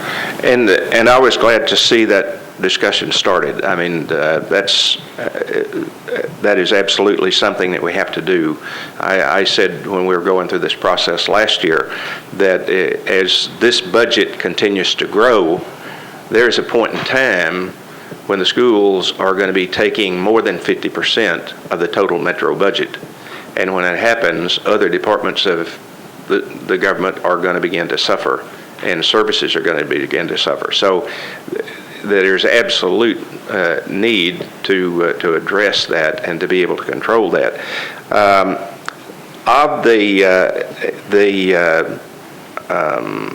Let's see, it's in the three new schools, there's 2,364,700 that are going to those three new charters. Okay, so of those 508 students that are going to be in those three new schools, if those 508 students had been in the traditional school environment, would that 2,300,000 have eased some of the strain on the operational budget of the rest of the system? If that 508 additional students were to just be coming into regular traditional schools, we would not be increasing the budget by the $2.3 million. And the reason is because within that total state and local revenue amount, would be the district-wide costs that are not necessarily going to increase as far as those students going into existing schools. You already have a principal in place, you're already paying utilities on that school, et cetera, et cetera. So you're not going to have increased costs. You may have to increase some teachers at some schools, but it's still not going to equate to the total amount of the per pupil amount that goes to the charter schools. Right, okay. Councilman, it's small, but you forgot to carry your one. It's 608. Sorry. Stand corrected there. Since we're in school. Let me stand corrected. The percentage increase is about 6.5% once I calculated on my phone instead of between 7 and 8. Okay. Well, I still feel good at having 7%. Just a couple of other questions here. I know there has been considerable discussion about the diversity within the charters. And I know that from when charters started, there was certain guidelines that had to be adhered to that are not in place anymore. And improvements are being made. But just recently here, there's discussion about a charter that's being proposed or requested, at least for the west area, that would perhaps produce a high percentage of white students as opposed to the mix that should be there. So how many of the charters that we have, the 16 now that we have, how many of those actually meet the student diversity goal?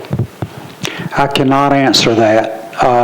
The percentage, a pretty high percentage of the schools are racially isolated, and that goes back to the original time when those schools were started, when they were restricted to only serving what in our district were high poverty, low performing schools that served high percentage of African American children primarily. But I would have to, I do not have the diversity figures for all of these schools. Let me address it and not answer your question, but let me say what we are expecting of charter schools now. We have a diversity plan in our school system. It's not a mandatory plan, but it's a goal, a set of goals to create as much diversity as we can in our schools, and we have the same expectations for charter providers, and that is a part of the contract that they sign, and we ask them to submit a plan for diversity in their schools. Okay, so how do we explain away the fact that we actually have segregated schools in our system when we went through a very painful period in the past of desegregation, and now with charters we have actually regressed? How do we explain that away? Well, I think we explain it away by talking about the way that they began, but also we are voluntarily implementing a diversity plan in our district that hopefully will increase the number of schools that are diverse or plurality schools. We've got some definitions. I'd like to share the plan with you. So our goal is to increase, and we monitor that every year. And we set our expectations with our charter applicants and expect for them to develop a plan and present it to us. Do we have a timeline in the future at some point where we expect all of these schools to at least have some semblance of resembling this plan? We do not. Are we establishing one? At this time, we're not talking about that. That would be something for us to consider with the board as we look at our diversity plan and how it evolves over time. So we do not have at this point in time. I'll say that in in reaction to that, to another extent, though, is that we're very much subject to community housing patterns and public housing in our community, where there are areas in our community that are racially isolated, and it's pretty hard to overcome that. If you have communities and schools that are located in communities that are racially isolated, is our goal to have diverse schools, and is our expectation to increase the number of diverse schools? And the answer is yes. Okay, so that leads me to my last couple of questions here. As you look at establishing new charters, with the exception of the inner core, right now, I don't think there's a charter north of I-40. So are there plans to begin to have more parity as far as communities that are, I know you talked earlier about using charters to manage your growth, but at the same time, there's a fairness issue with other parts of the county. I have people come to me from time to time and they say, are all our schools in the McGavock cluster so good that we can't get a charter? Well, the answer, we got great schools in the McGavock cluster, but we also have 3 underperforming middle schools in the McGavock cluster. So as new schools are proposed, are we looking to put them in areas that can help address this diversity issue and at the same time provide other parts of the county with access to charter schools? We would expect diversity to be a part of a plan. Our 2 priorities now by board policy are turning around as a turnaround strategy for low-performing schools and to handle excessive growth or overcrowded schools. Those are the 2 priorities in our request for proposals for charters. Councilman, there's actually state law that encourages us to consider fiscal impact when reviewing charter school applications, and it actually encourages us to say, look, don't approve schools that you believe are contrary to the best interest of the school system and the community from a fiscal perspective. So with that as our starting point, our number 1 lens is this a quality school? But our second lens is, does this have potentially a negative fiscal impact? And the way our thinking has evolved on it is to essentially say, okay, as Dr. Register just mentioned, conversions of low-performing schools, the resources are there, the building's there, the kids are there. It's not exactly cost neutral, but it's maybe close. And then secondly, what are the areas where we're going to have to add capacity anyway, and can charters help us manage that growth? So at this point, that part of town does not meet the conversion criteria or the growth management criteria. It might in the future, and that could be what triggers something like that out on the horizon. Well, I know that there is, you're going to be getting a proposal, I think, when you go through your reviews for a middle school charter proposed for the McGavock cluster. And one of those 3 underperforming middle schools, I think would certainly deserve some great consideration for that. That's just my plug up front here. One last comment and I'll be finished. Madam Chair Lady, I would like to request that you set as one of your goals to at least begin the discussion of a point in time in the future when charter schools would at least be within horseshoe range of meeting the diversity goal for the system. Thank you. Councilwoman Allen. Thank you, Mr. Chair, and thank y'all for being here. A couple of questions about buses, I noticed that there was a reduction of 24 special education buses for saving about $400,000. I could tell you, it's on page 2 of the summary. Is that Harris Hillman or something else? No, that Okay. is not Harris Hillman. That is bringing the number of special ed bus driver positions down to the current number that we have, the current number of special ed bus routes that we have. We have made an intentional effort to include students in the regular program instructionally, and also to include them as far as transportation goes. And so where we have in the past had students transported on a special education bus to another school outside their zone for a certain type special ed program, we are now making a concerted effort for those students to be able to go to their zone school and receive those services there, which doesn't require, doesn't need a special ed bus route to do that. And those students can ride a regular bus. And so over time, we've made a concerted effort to do that. It's helped the student instructionally to attend their zone school, and it's also helped the district fiscally, where we've been able to reduce our special ed bus routes. Okay, great, thank you. And then you had mentioned K through 12 literacy as a priority.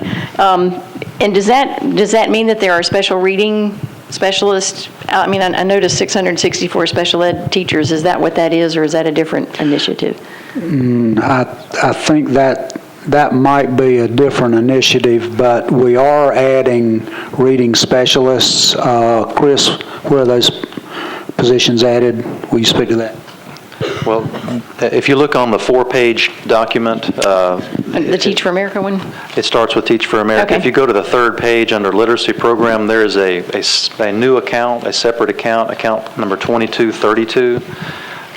If you wanted to look in the line item budget that we created for the new literacy program, that would be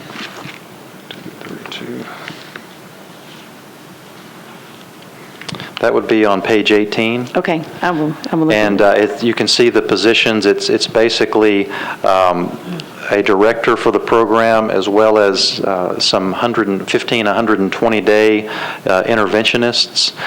There are also additional reading recovery teachers that are funded through federal Title I monies. And again, that explanation is given to you on that 1-pager on the literacy program. Great, okay. I think that's one of the most important things we can do there. If you don't get the reading by 3rd grade, you're in big trouble. I had one of those, and it just helps to get that caught while you can. You had mentioned the free bus rides for the high school students.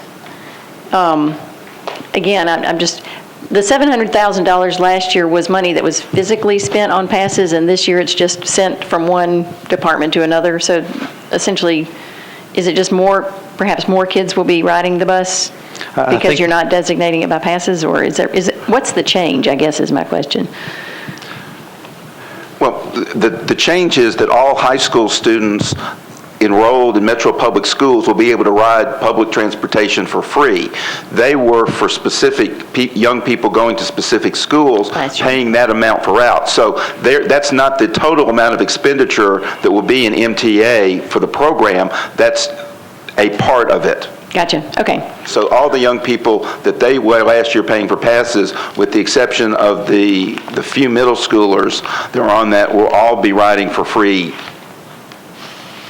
under this program still. Gotcha, okay, thank you. And then in the big budget book on page J80-1, there was a special purpose fund that shows up underneath the $790,000 and brings it to a total of $963,000. You may have explained that, but I may have missed it. What is that? And maybe that's a rich number, I don't know.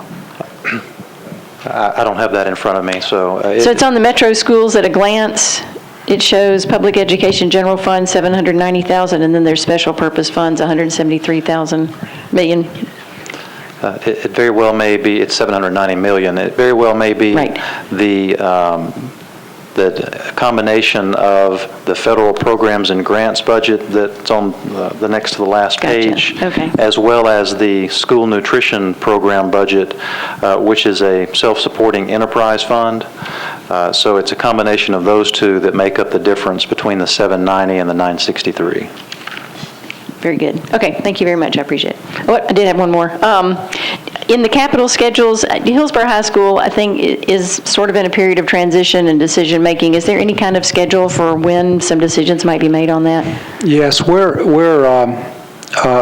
actually doing master site planning at Hillsborough and at Hillwood.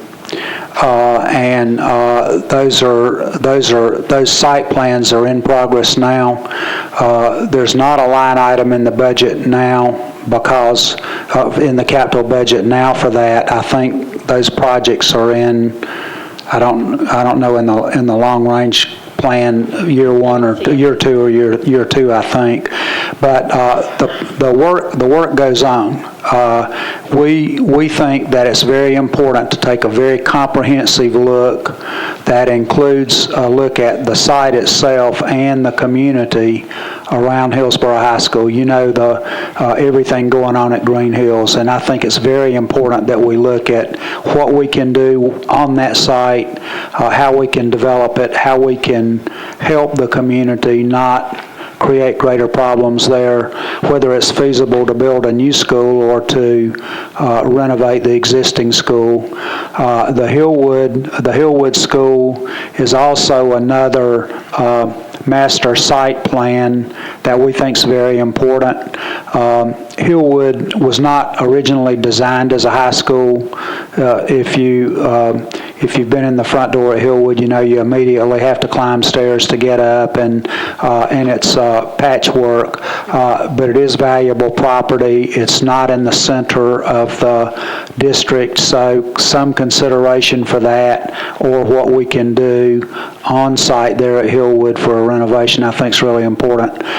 We went to these two master site plans after the Martin Luther King study, and we've actually used that site planning process to change and enhance what we're doing at Martin Luther King. As you know, we don't have a full budget there. It's a phase one, but $7.9 million, I believe, going into Martin Luther King, and we think we have a really good master site plan there now, and we think when we're looking at somewhere between $30 and $60 million for a high school investment, that we ought to start with an analysis of what those schools do to the community, what's the best use of that property, is it better to renovate or build new, etc.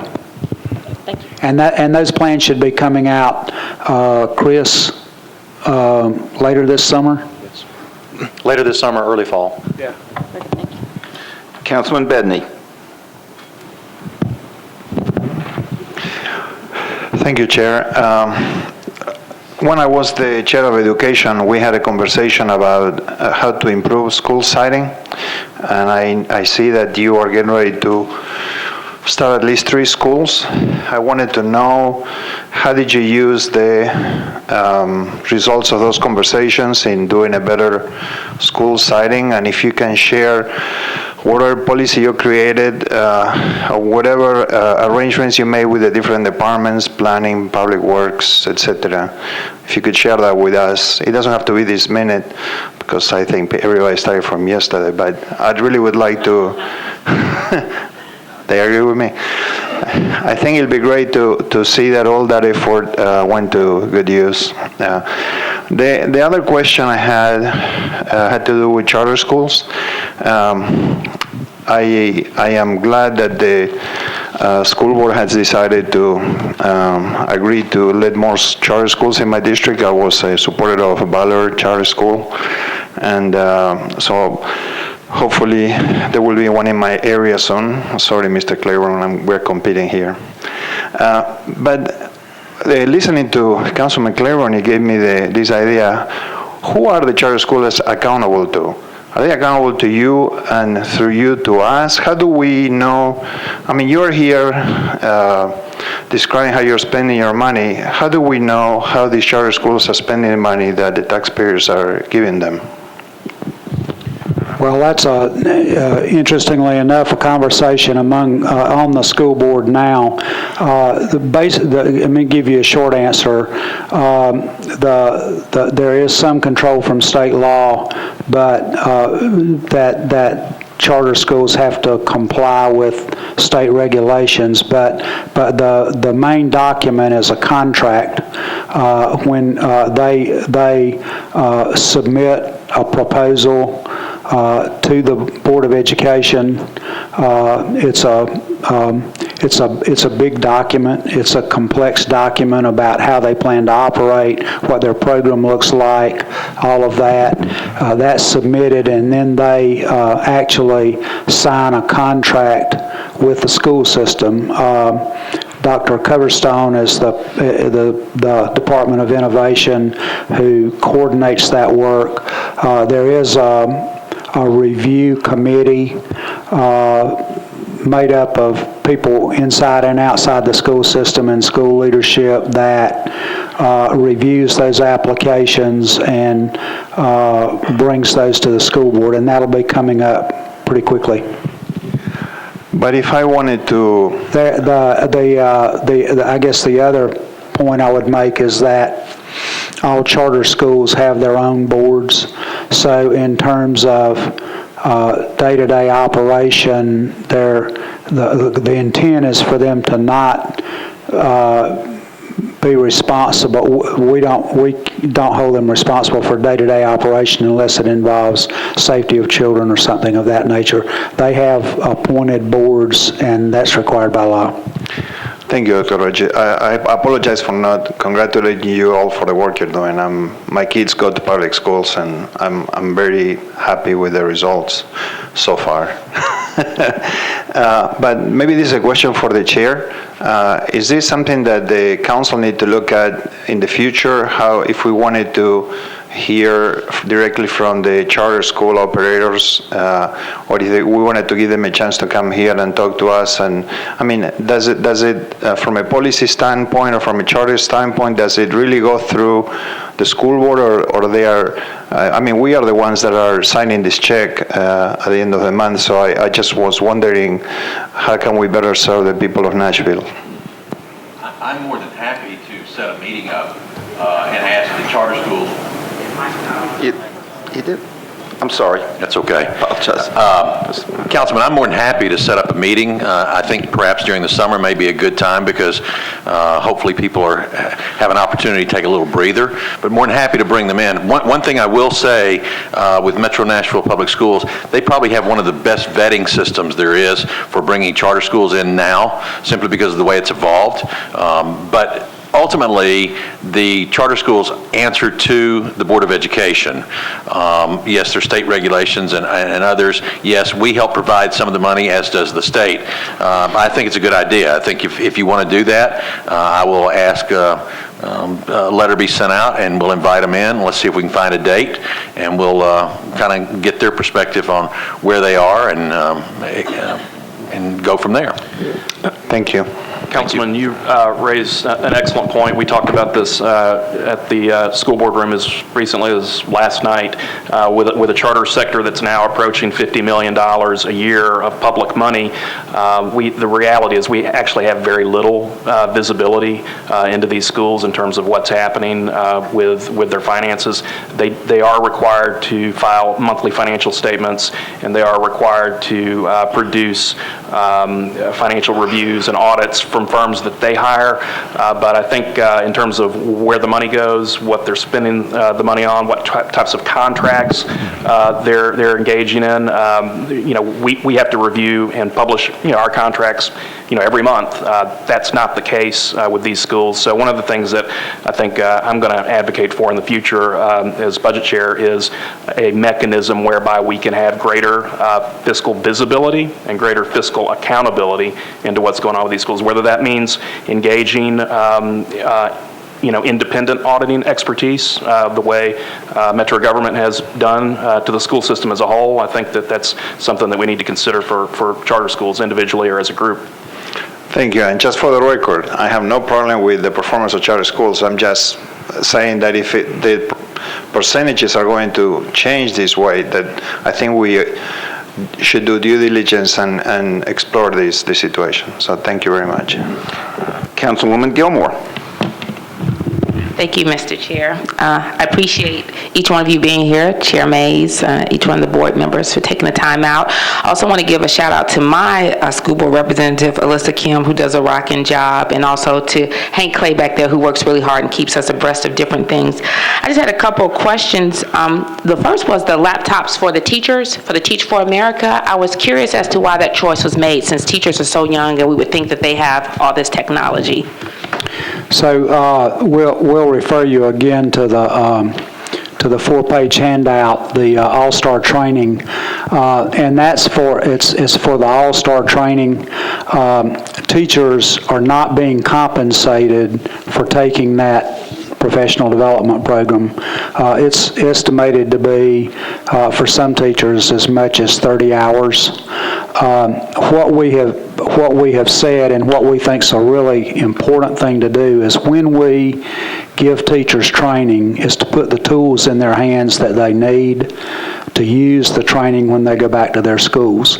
So as they complete the training, they're given a laptop to use to follow them around. If they move from one school to another, if they change schools, change grade levels, then that equipment is theirs to use. And it is a lease program, and that's a 3-year lease. It remains the equipment of the district for that 3-year period of time, and at the end of that lease, when the lease is up, teachers have the opportunity to buy that computer for $1 if they choose to. Now, the advantage to us is that it allows us to continually refresh and keep new computers in the hands of teachers. This is a program that we intend to institutionalize as new teachers come on. Every teacher that comes into our district to work is expected to take the training and will receive a laptop to use in their work. You mentioned Teach for America, and it's not related. It's not a Teach for America program. It's the All-Star program for all of our teachers in the district. Okay, thank you. And also, the mayor just signed the initiative about the open data for everyone to share across the different, like whoever wants to tap into that. And I just wanted to know, will you use your warehouse data that you have and make that accessible as well? How does that look? I can't answer that. Someone back there might be able to, but Fred, can you speak to that? We were trying to get by without calling for people people in the back row, and you did it to me. I can't speak to that. Laura Hanson, who is head of our data warehouse, is working with the mayor's team to see what data is legally releasable. A lot of the data in our data warehouse is individual student data, and we won't release that. The reason that we were not involved in the initiative initially is because there's so much school data already out on the internet, both at the state level and the local level. All of the profiles of our schools are already out there. So we are working to put additional information out for the public, but we already have a very large amount on the internet. Okay, thank you. And then another question I had was, we always talk about English language learners, but my concern is, what about our kids, and I mean kids that are born that speak English, learning other languages? It seems like there's a gap in terms of them having that ability, and just some schools have access to it. They can start as early. Some kids can start learning Chinese in kindergarten at some schools. Some middle schools start at 7th grade, and then some schools have no access to foreign languages, and I just was wondering if you could address that. Well, it's a an area where there are some differences based on school communities and what schools really value and want to do. We have international baccalaureate program in some schools that are K-12 initiatives. We're just growing into that, and foreign language is a required component of that. But we do not have a program system-wide. I would love to have a foreign language program in our elementary schools, but we just have not found a way to fund that yet. Okay, and then also, my daughter is a public school student, and she's having a wonderful experience. But she always comes home with lots of books, and I wanted to have lots of books, but her back is literally humped over. And I said, where's the technology? You're young. Where's the where you can just pull it up? It's integrated quickly. You have the most quickly up-to-date access to knowledge, and where is that? So I guess that's my question. Where is it? So the kids don't have to keep on carrying these heavy books around. That's another switch that we hope to throw one day. We're moving much more toward blended learning now, and the increased use of technology. Of course, one of the challenges that we have, and someone mentioned internet access for all earlier, but one of the challenges that we have now is that somewhere only about 40% of our children district-wide have technology to use of their own. So I think we're getting closer. I think the way we're developing instructional programs in schools is to use a more blended learning approach, which is a technology or distance learning type approach. We're just not there yet, but we're continuing to build that, and with your help, we'll build it quickly. Well, you have my support on that. And then another question I have for you is when we went to the neighborhood schools and that student assignment plan, I was a part of that, and we sat down and we had discussions, and I was just curious to know, how does that work now? I thought we were supposed to receive some reports from that, and I'm talking about the schools that are like Buena Vista, McKissick, John Early, those type of schools. Are the reports on the internet? I'm just curious to know.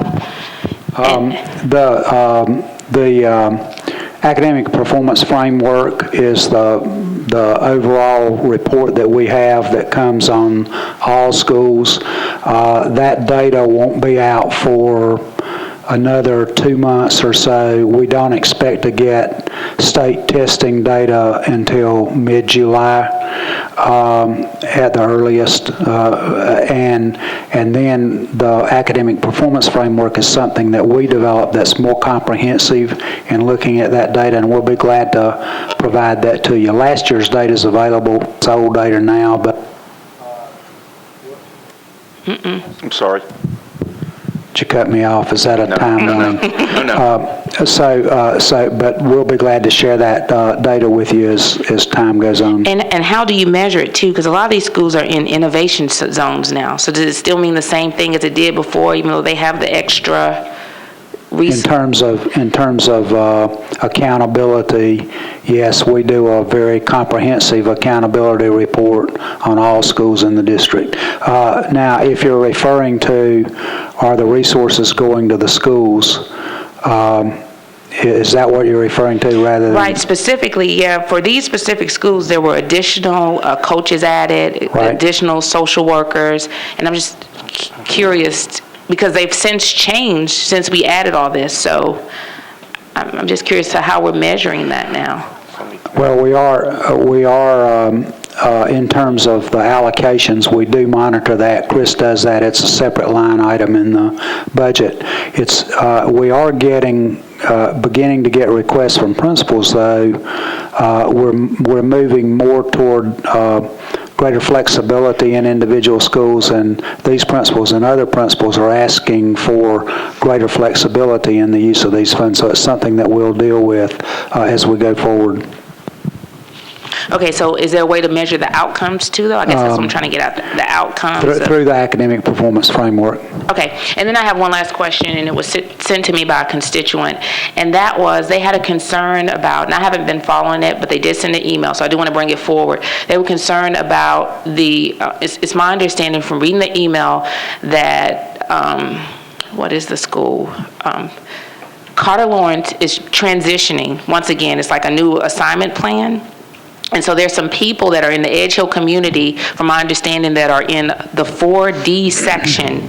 And they're saying because they're right across from Carter Lawrence, they want to attend that school, but they've been told by the board or different administrators that they cannot because it would affect the diversity plan. But they said it was an A plan presented, a B plan presented, and a C plan.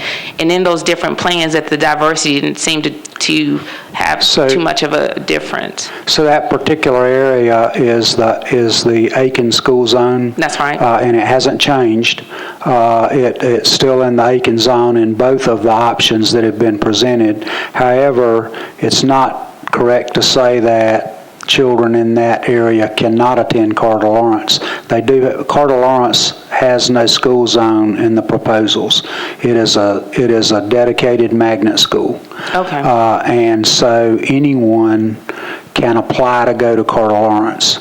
Okay, they were so saying, people though, across the street can apply to go to Carter Lawrence. They're not guaranteed a seat if it fills up, but they do have an opportunity to apply, and they also have an opportunity to apply to go to Julia Green. They have an opportunity to go. There are several choices available to children in that area. Okay, but they were saying that some of the parents in Edge Hill will automatically have the choice, if they're in the neighborhood, to go to Carter Lawrence, and you're saying that that's incorrect. They've interpreted that incorrectly? I'm not quite sure I understand. I've got the plan here. Okay, we'll talk about it more. I won't take up the time, but I do think it's something that we want to explore. And also, I just want to commend you so much, because I know for Martin Luther King, there was one idea of how to handle it and deal with the overcrowding, but after the parents came together and they offered up some issues, help me out. They offered up some concerns, and they also gave some ideas about how they thought we could solve the problem, that you really did listen, and I appreciate that, because a lot of leaders, sometimes when they come up with a plan and they dig their heels in the sand, they don't want to change it, and so we really do appreciate you for that, and so I just want to commend you for that, and I look forward to talking to you about some other things offline. Thank you so much. Councilwoman Johnson. Thank you, Chair Stein. I just want to say thank you to Chairwoman Mays and Vice Chair Shepherd and Budget and Finance Chair Will Pinkston and Dr. Brandon and Dr. Register and everyone that's here. You all do a tremendous amount of work. Chris Henson, our Finance Chief. And I just wanted to acknowledge each and every one of you, because I know that, your time is valuable, and for you to be here for this length of time is commendable, and we appreciate your leadership and your service. Actually, Council Lady Gilmore kind of hinted on something that I had here as a question. It was one of my first questions, actually, and it is not answered.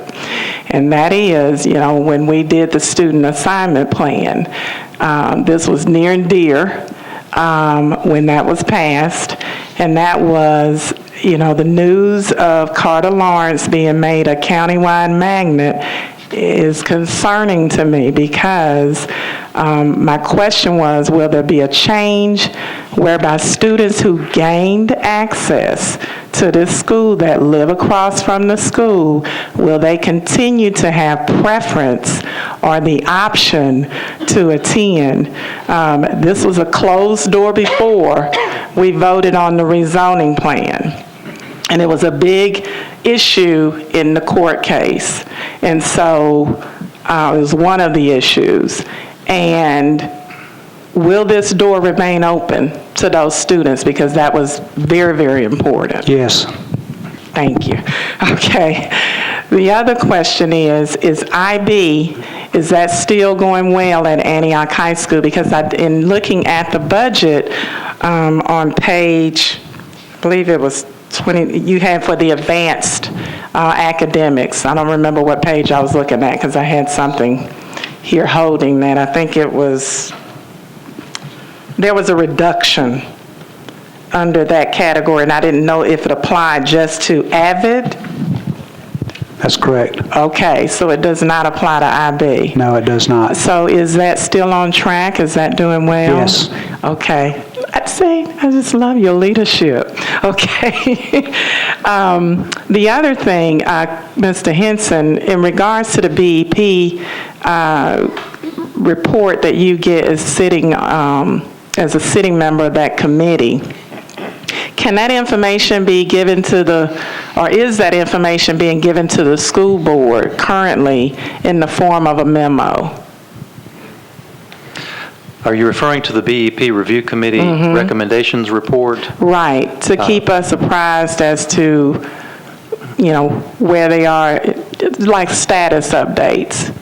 It has not. It has been made known to the school board that that report is complete as of November 1st and available on the State Board of Education's website. I think the last one that was completed was over 200 pages in length, and so made the board aware that there are recommendations to the BEP funding formula from the review committee, and that if they're interested in the report or the recommendations report, that it's available to them online as opposed to printing off all of those pages. And there are some other questions I want to ask of you offline in regards to that, because I'm just concerned, just like you had stated earlier, that we're not getting our piece of the pie as an urban district. And we want to know, as elected officials, how can we influence that more? And so we need to be at the table. We need to understand what is coming out of that committee. And so if there's any information that you share with the board in terms of a memo, et cetera, can you forward that to the education chair of the Metro Council so that we can all be in tandem? Sure, be glad to do that. Okay. I bet Chairman Pinkston can give us a list of state representatives that we can probably begin calling from around the state who seem to be protecting their piece of the pie. I just want, the reason why I mention that is I want us to be able to have some influence from this body in terms of putting more pressure to help make the changes that you're trying to make. I think probably one of the single most important things that could happen in the off-season, the summer and fall before the legislature comes back, is to have elected officials in this community who care about the school system and the schools be communicating with Speaker Beth Harwell about these issues, letting her know that it's a priority for the school system, and there's a way to do that and do it in a coordinated way that I think could be very effective. And would love in any kind of budget work sessions that we have in the off-season to have that conversation. Okay, thank you. This other question kind of came about from teachers, and the question is about threshold, and maybe John Williams, is he still here, the IT head? Is he not? Okay, so he stepped out, so maybe you all can answer it for him. But is there a threshold currently for teachers' emails that prevents them from communicating with parents and the community? There are issues where people will email us and ask, what can there be more money or resources added so that teachers would be able to communicate with parents and with the community when someone sends questions to them and they're expecting a reply, but the teacher can't reply because they've reached their threshold in terms of emails. I think that stifles communication. It's the storage capacity that's the issue. It sounds like they might need to empty their mailboxes. There are capacities, but they should not. I'm getting some head nods back there, so I think they have to archive or save those, and if they do that, then capacity should not be a problem for teachers. Is there some communication so that they can understand, that they know or are knowledgeable of what they need to do to ensure that is freed up? I don't know that. Okay. I don't know the answer to that. Okay. Their computers probably communicate with them about their mailboxes being full. Okay. The other question, lastly, is, well, I also want to commend you for the 2% across-the-board raises. Councilman Claiborne also shared is commendable, and we really appreciate that because teachers are the most important part of the school system. The other, outside of the students and everyone else, but they are key.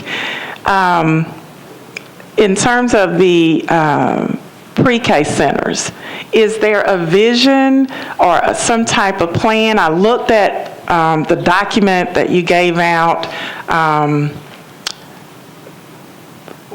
relative to the overview and the strategy, but I don't see where your plan or your vision is in terms of reaching all of the different quadrants of the city. And why I'm asking is many constituents ask that I ask you, Dr. Register, to explore looking at the old Publix building on Murfreesboro Road to convert to a pre-K center similar to what you're doing with Casa Azafran, because our area has always been the last area to get anything.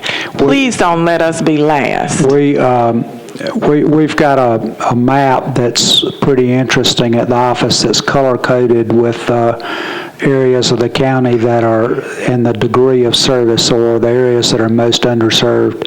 And of course, the red area is in the southern end of the county and all the way across. I'd love for you to come by and see the map. It is a priority. It is on our radar screen. What we're doing right now is getting the model program started, developed, in place, and we'll start immediately looking for ways to expand as we go forward.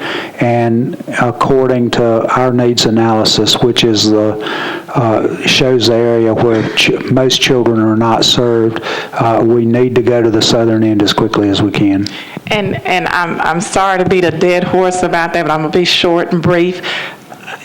The issue that I have received in terms of calls and emails from constituents is they understand that the reason why we don't have as much access to pre-K opportunities is because of space, because we don't have the facilities, the space in that area due to overcrowding. And you are working tremendously hard on that. And we love, by the way, the gorgeous new school that's getting ready to come online to help relieve that.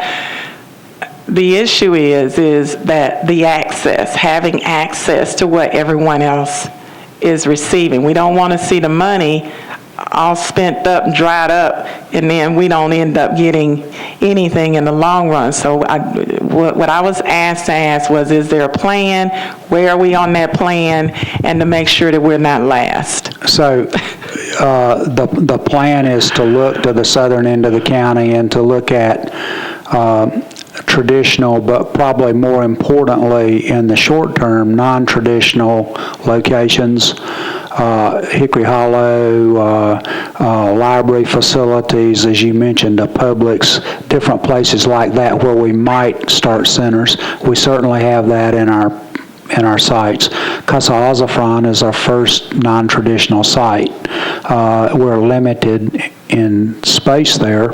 We can serve 80 children there, so that's not a big center. And we consider that to be about as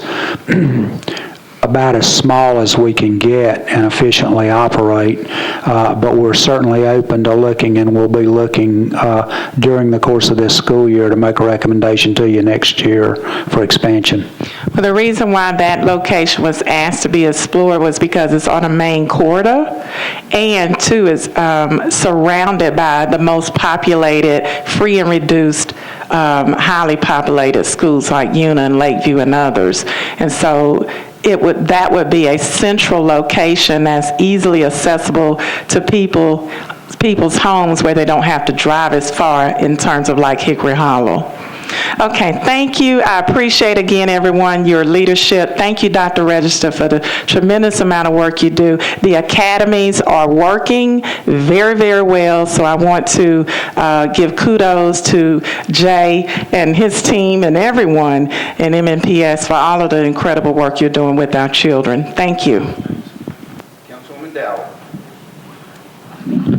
Thank you. It's been a while. I just had a couple of comments and then a couple of questions. One, I'm glad to hear that you're looking at some purchasing land over by Cambridge Elementary School, and I do know that they have the pre-K program there this year. I get a lot of complaints about the overcrowding there. Just to piggyback on what Councilman Bedney say, I know I'm going to get to my question, is that I do agree with him. I think the school system and its siting of schools create a financial issue with the city with regard to infrastructure.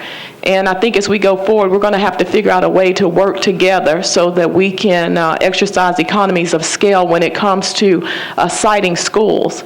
Right now, all the schools in our district out in the southeast, of course, you know, we have a lot of apartments. They don't have the infrastructure. The students are in the street. We built Cambridge Elementary in a landlocked area, which has resulted in a lot of my really good neighbors moving.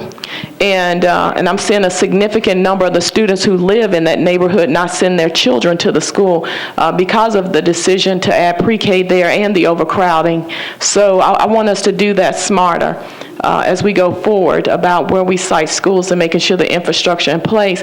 And since Council Lady Johnson brought up having a pre-K program, I definitely agree with, we have the space out in our area.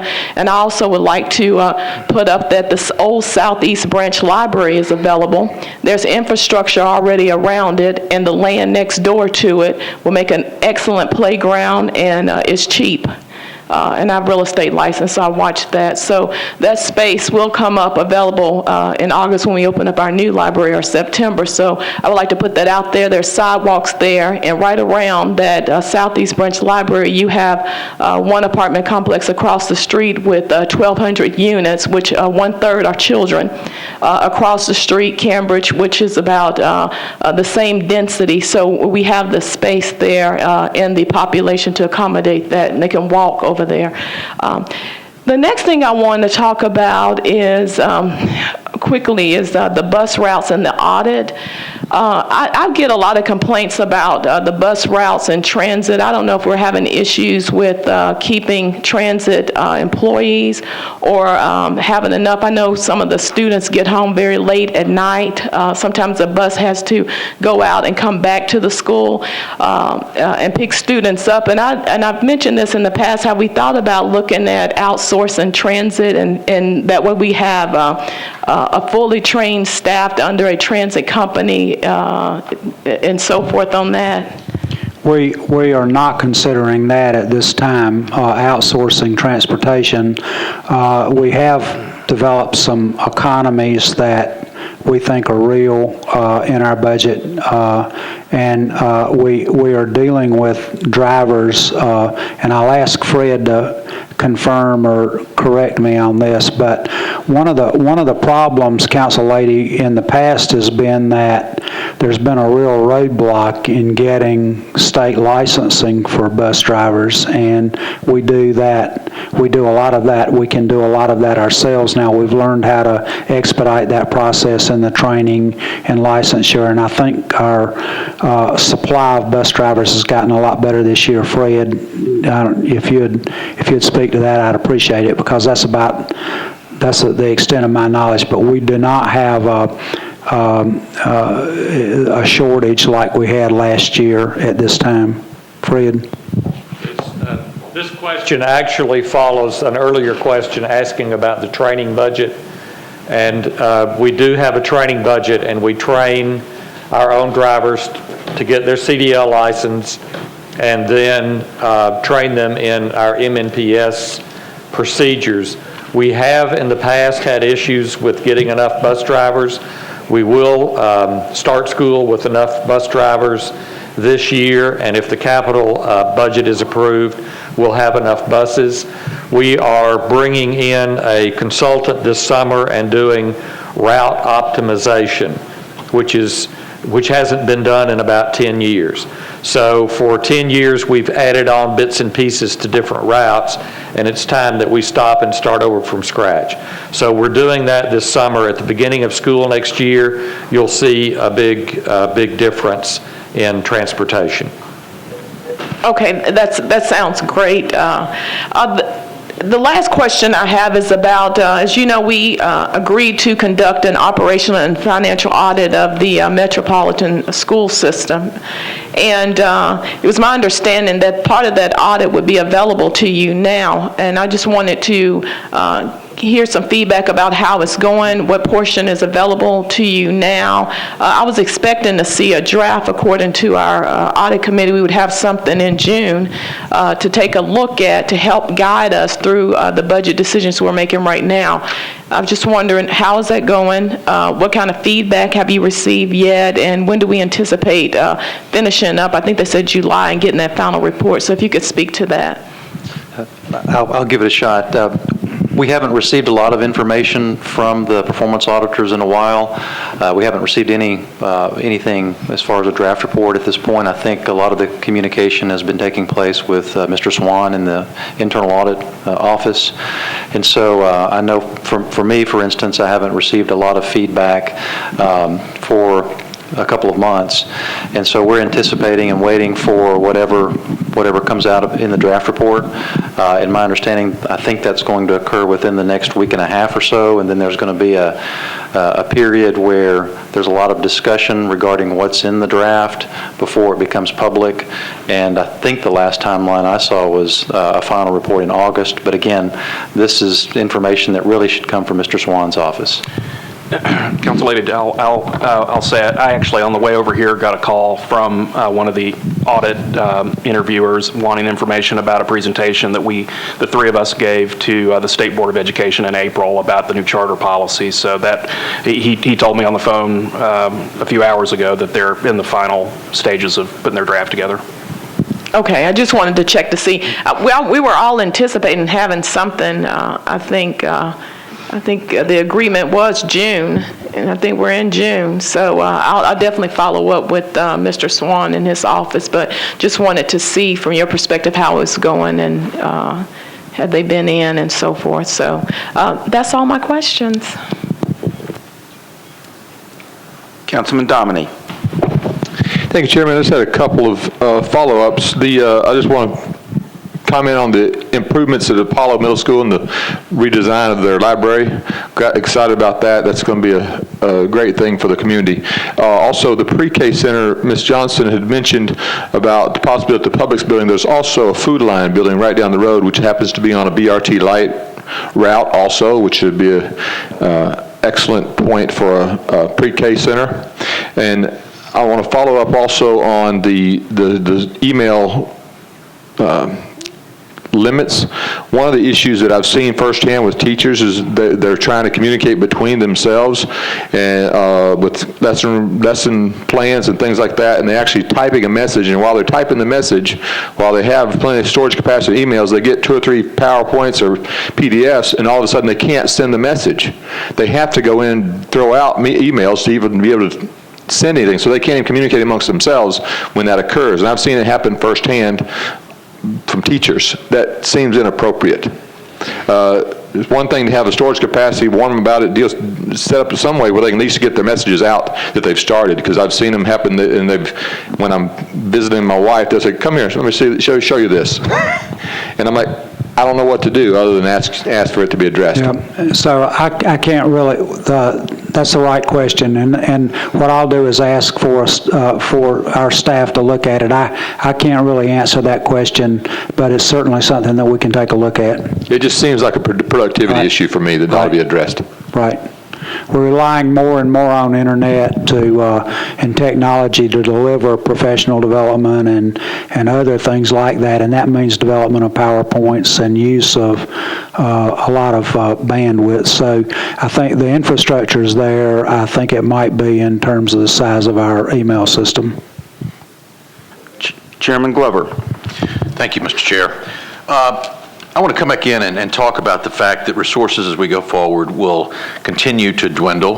I think as Councilman Claiborne has already stated that if the budget climbs towards the 50% range for schools, then other departments hurt, and we in the council realize that can't happen. So that being said, I can commend you on the initiatives that you put in here. However, it will require additional dollars. So let's go in that vein, if we may, for just a moment.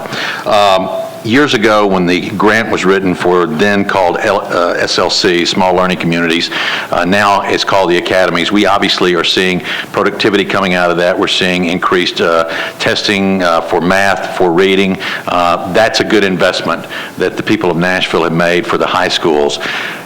Tell me in here where the dollars are being pointed for the middle schools and how you look at integrating that to improve performance in the middle schools to then funnel into the high schools, if I may ask.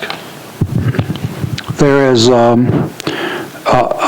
big part of our strategic plan now is to look at middle school programming where you find impact is in different places in the budget where, and primarily in staff, where we're adding teachers in the budget. This year we've got, I think, 21 related arts teachers plugged in for middle schools to give them additional resources so that they can change the way they do scheduling for middle school curriculum, the different arts programs and support systems that are going there, the different professional development. So I guess the short answer is that there's not one place where you can point to and say, okay, this is middle school reform, but there are resources spread through the budget that fund various components of our strategic plan that are related to middle school development. I'll give you one specific example. The literacy program is a K-12 literacy program, and a component of that budget goes to fund middle school literacy. A lot of the professional development's centered on middle schools and development of program there. So when we develop plans like that, and I'll go back to high schools, the small learning communities in our high schools, the academies, are for the most part incorporated into our regular operating budget now, and the most of that money comes in the form of teachers that are allotted to those schools. So as we develop those plans, they become incorporated. Do we need more for middle school development? The answer is yes, and we'll certainly be looking at plans that are developed this year to increase staffing and other support systems for middle schools as we go forward. Thank you. I think this coming year will be the final phase in for 5 through 8 for Cameron. Is that correct? That's correct. Okay. Chair Pinkston, you said, I think earlier, and I agree with you, when you have a conversion, that's about as cost neutral as you can get. So I applaud the board on looking at the fiscal impact, because I'm positive taxpayers in Nashville don't want to see their property taxes raised to keep opening new schools. So I applaud the board on looking at conversions. And as you continue to look at doing that and also look at the growth pattern, how do you feel like the reduction is going to take place in future budgets as far as impact on the other schools in the system, as well as taxpayers and trying to keep the taxes as low as possible? I don't know if I asked the question very well, but as you put the policy in place, was the goal to be as fiscally responsible, and I think you've said that already, but was that the ultimate goal, to be as fiscally responsible as possible while meeting the goals of the children in those growing areas? talking about the charter policy? Yes. Yeah, I mean, the goal was to get a handle on unabated growth of that particular sector. And the way we talk about it, this is not about, trying to slow down charters. This is about having an honest, intellectually honest recognition that we cannot continue adding new schools of any type at an unabated rate without having real significant fiscal consequences on our budget and therefore the broader metro government budget. So when we stepped back and said, okay, how can we do this in a way that's more fiscally sustainable? What we realized is that we have added a ton of capacity, charter capacity, in North and East Nashville, where we already have a lot of traditional school capacity. Even if we did nothing else in those parts of town, those schools are going to add thousands of seats over the next few years under their current charter agreements. And then we further step back, and as Mr. Henson so rightly acknowledges, it's not like the charter sector is the only part of the system that's continuing to grow. We're seeing growth in our traditional schools, obviously, because of the quality of life of the community and the leadership of the city, including the mayor and the council. Okay, how could we better manage growth in areas where we're going to have to add capacity anyway? Could charters be part of the solution? So that was sort of the underpinning of it. And I'm sorry if I'm not fully answering the question. No, I think you are. I think the goal was to serve the children as well as be fiscally responsible for to the taxpayers of Nashville. Last year, you asked this council to give you an increase to where you could give first-year teachers, or I guess maybe first or second-year teachers even, where their starting salary would be $40,000. Now that you've concluded the first year in that phase, do you have any data yet that shows what the retention rate looks like this year versus prior to this increase in pay? We don't have anything that I can share with you now on retention rate. I will say that, and we can develop that pretty quickly as a report. What I will say is that we see a tremendous increase in the number and quality of applicants that we're getting, and we have many more applicants now for the number of positions that we have available, and the quality of applicants that we're getting shows us that we're very competitive. Okay. The MSAP grant that you had, $3.5 million this past year, dropping to $750,000 this coming year. How successful do you feel like that grant was, and what pieces of that will you continue? The grant is designed, when we get a magnet school grant, it's designed so that the positions that are bought and the training that's provided goes away at the end of the grant funding. There may be some positions that we try to transfer into the regular budget, but those schools that are funded but with the magnet schools grant, USDOE magnet school grant, will basically become like the other magnet schools in our district that don't receive special funding. The magnet school grant money is intended to be startup money, and once you get it started, of course, then it continues to operate. You cannot, in fact, the restrictions do not allow you to use magnet school grant funds to fund regular teaching positions in buildings. Okay, thank you. And then just my final comment, I would like to thank Vice Chair Shepard, because in looking in my district, we've got a lot of growth going in a certain area. And thank you for listening with the fact that Ruby Major was extremely overcrowded, and that growth is going to, that growth goes a new wing. And so I appreciate you putting that into the capital budget. And thank you very much for being here. Thank you, Mr. Chair. So ends round one. Hang in there for round two. Councilwoman Moore. Just a quick question. Rose Park School, when is that scheduled to open? It will open in July. July. That is so wonderful. And then Johnson School, what will happen to that? Johnson will become the middle and high school alternative learning center program for that part of town, and so it'll be fully utilized. Will the principal that was there, will she return, or will there be new staff? And where will these students, will they be coming from all over, or?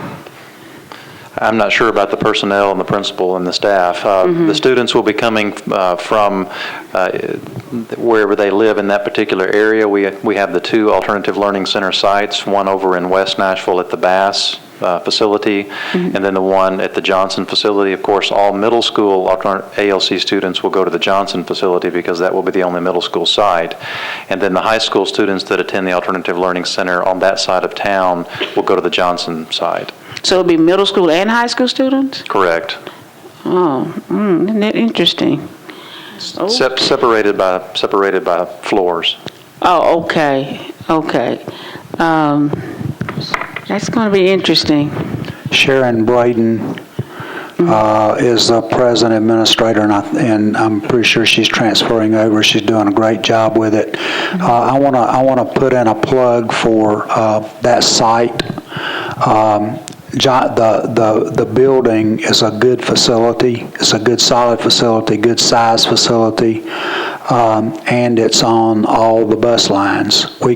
So kids can transport in there using public transportation, and it will become a center for South and East Nashville at least. My Merle School, will there be this was a constituent request for the road to be paved. I'm not sure whether that's Wade Avenue or what, or sidewalks on that particular street, but that road has been so like that for quite some time. Is it a public street that's being requested to be paved, or is it school property? I'm not sure. They were just stating that how the road was, needed to be repaved. I'm just wondering, is that you all or Public Works, or is that something that Why don't we check with Public Works? I suspect that's a public street. Okay. But anyway, they were asking about sidewalks as well. I think that's the front of the school. Is that Public Works as well, you think? Yeah, I don't think the school system builds sidewalks and roads. We need to speak to the Public Works folks. Okay, all right. Maybe I'm just tired, but maybe that, Right. They do many things, but I'm not sure they want to extend into road work. Okay, well, that's one of my favorite schools as well, and sometimes resources are just so left out of that school that we need to really, pay attention to whatever resources go in there as well. Okay, thank you. Perhaps a new Academy of Public Works. Councilwoman Johnson. Thank you, Chair Stein. I failed to ask this question about when the school system outsourced the custodians. Is there any data that has been given to the school board on, in terms of feedback? And the reason why I'm asking is I have received feedback that there are problems in the schools in terms of cleanliness and other issues that weren't there previously. So are you all looking at that and monitoring that? And is that data being provided to the school board? We do monitor that. That was a part of the internal audit office. They did an internal audit of that conversion to look at dollar savings, and they confirmed the dollar savings that we had been saying that we would see and did see. They also looked at the performance as it relates to the school principals. They every month complete a report card and assign letter grades A through F on several different pieces of the work that the custodial contractor performs, as well as the grounds, and they looked at that in that report. We also have quarterly meetings. They're called joint review committee meetings with the contractor, and we look at the average as far as report card data goes from each school principal. There may be a few schools that are typically outliers as far as having lower grades, and they're very quick to respond and react to provide additional assistance to those schools, but overall, the grades that the principals assign the work is positive. Is that information being shared with the school board? I don't think it's been requested by the school board. It's available, but it's not been requested. Okay, if that information is sent to them, can that also be sent to the education chair to be shared with the council? Okay, the other question, I didn't see in the budget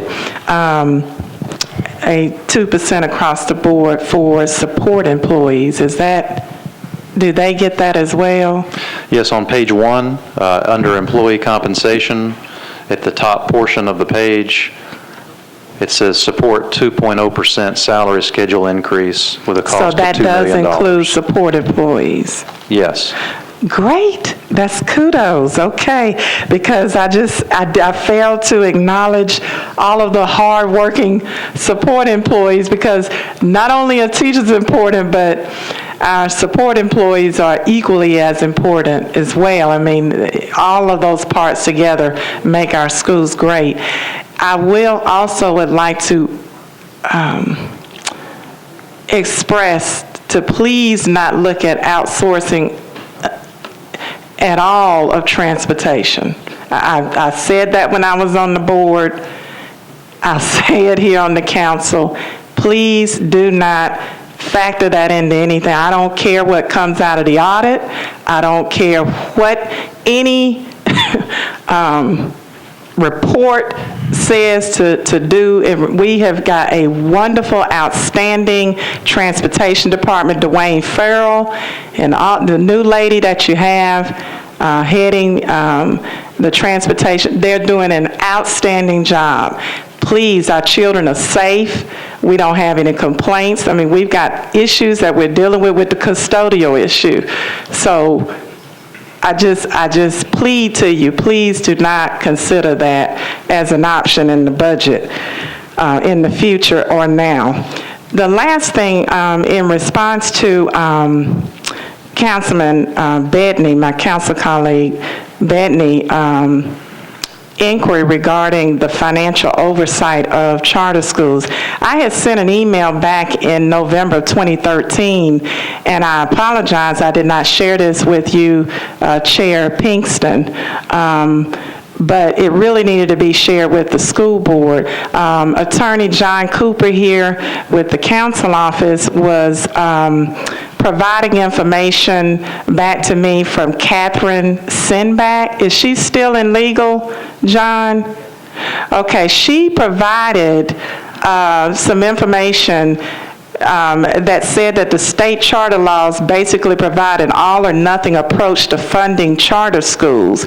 And she said that the council could review the annual audit reports of charter schools and make recommendations to the school board. There was it's like 9 pages of information relative to the financial oversight with regard to the recent charter school expansion, because that was a question that many of my constituents had asked. How can we have more accountability? If you have an increase in that area, what can we do besides just giving money to have some accountability? Because you all are accountable to us. You're here tonight, and we're able to ask you questions and receive answers, etc. But with regard to the charter schools, we don't get anything. And so I will forward this to you, Chair Pinkston, because you had shared that you all are in discussions in regards to this particular topic. But again, I just want to thank all of you all for your leadership. You're doing a great job. Thank you. Thank you. Thank you. Thank you all for being here. We'll reconvene in 21 hours and 45 minutes.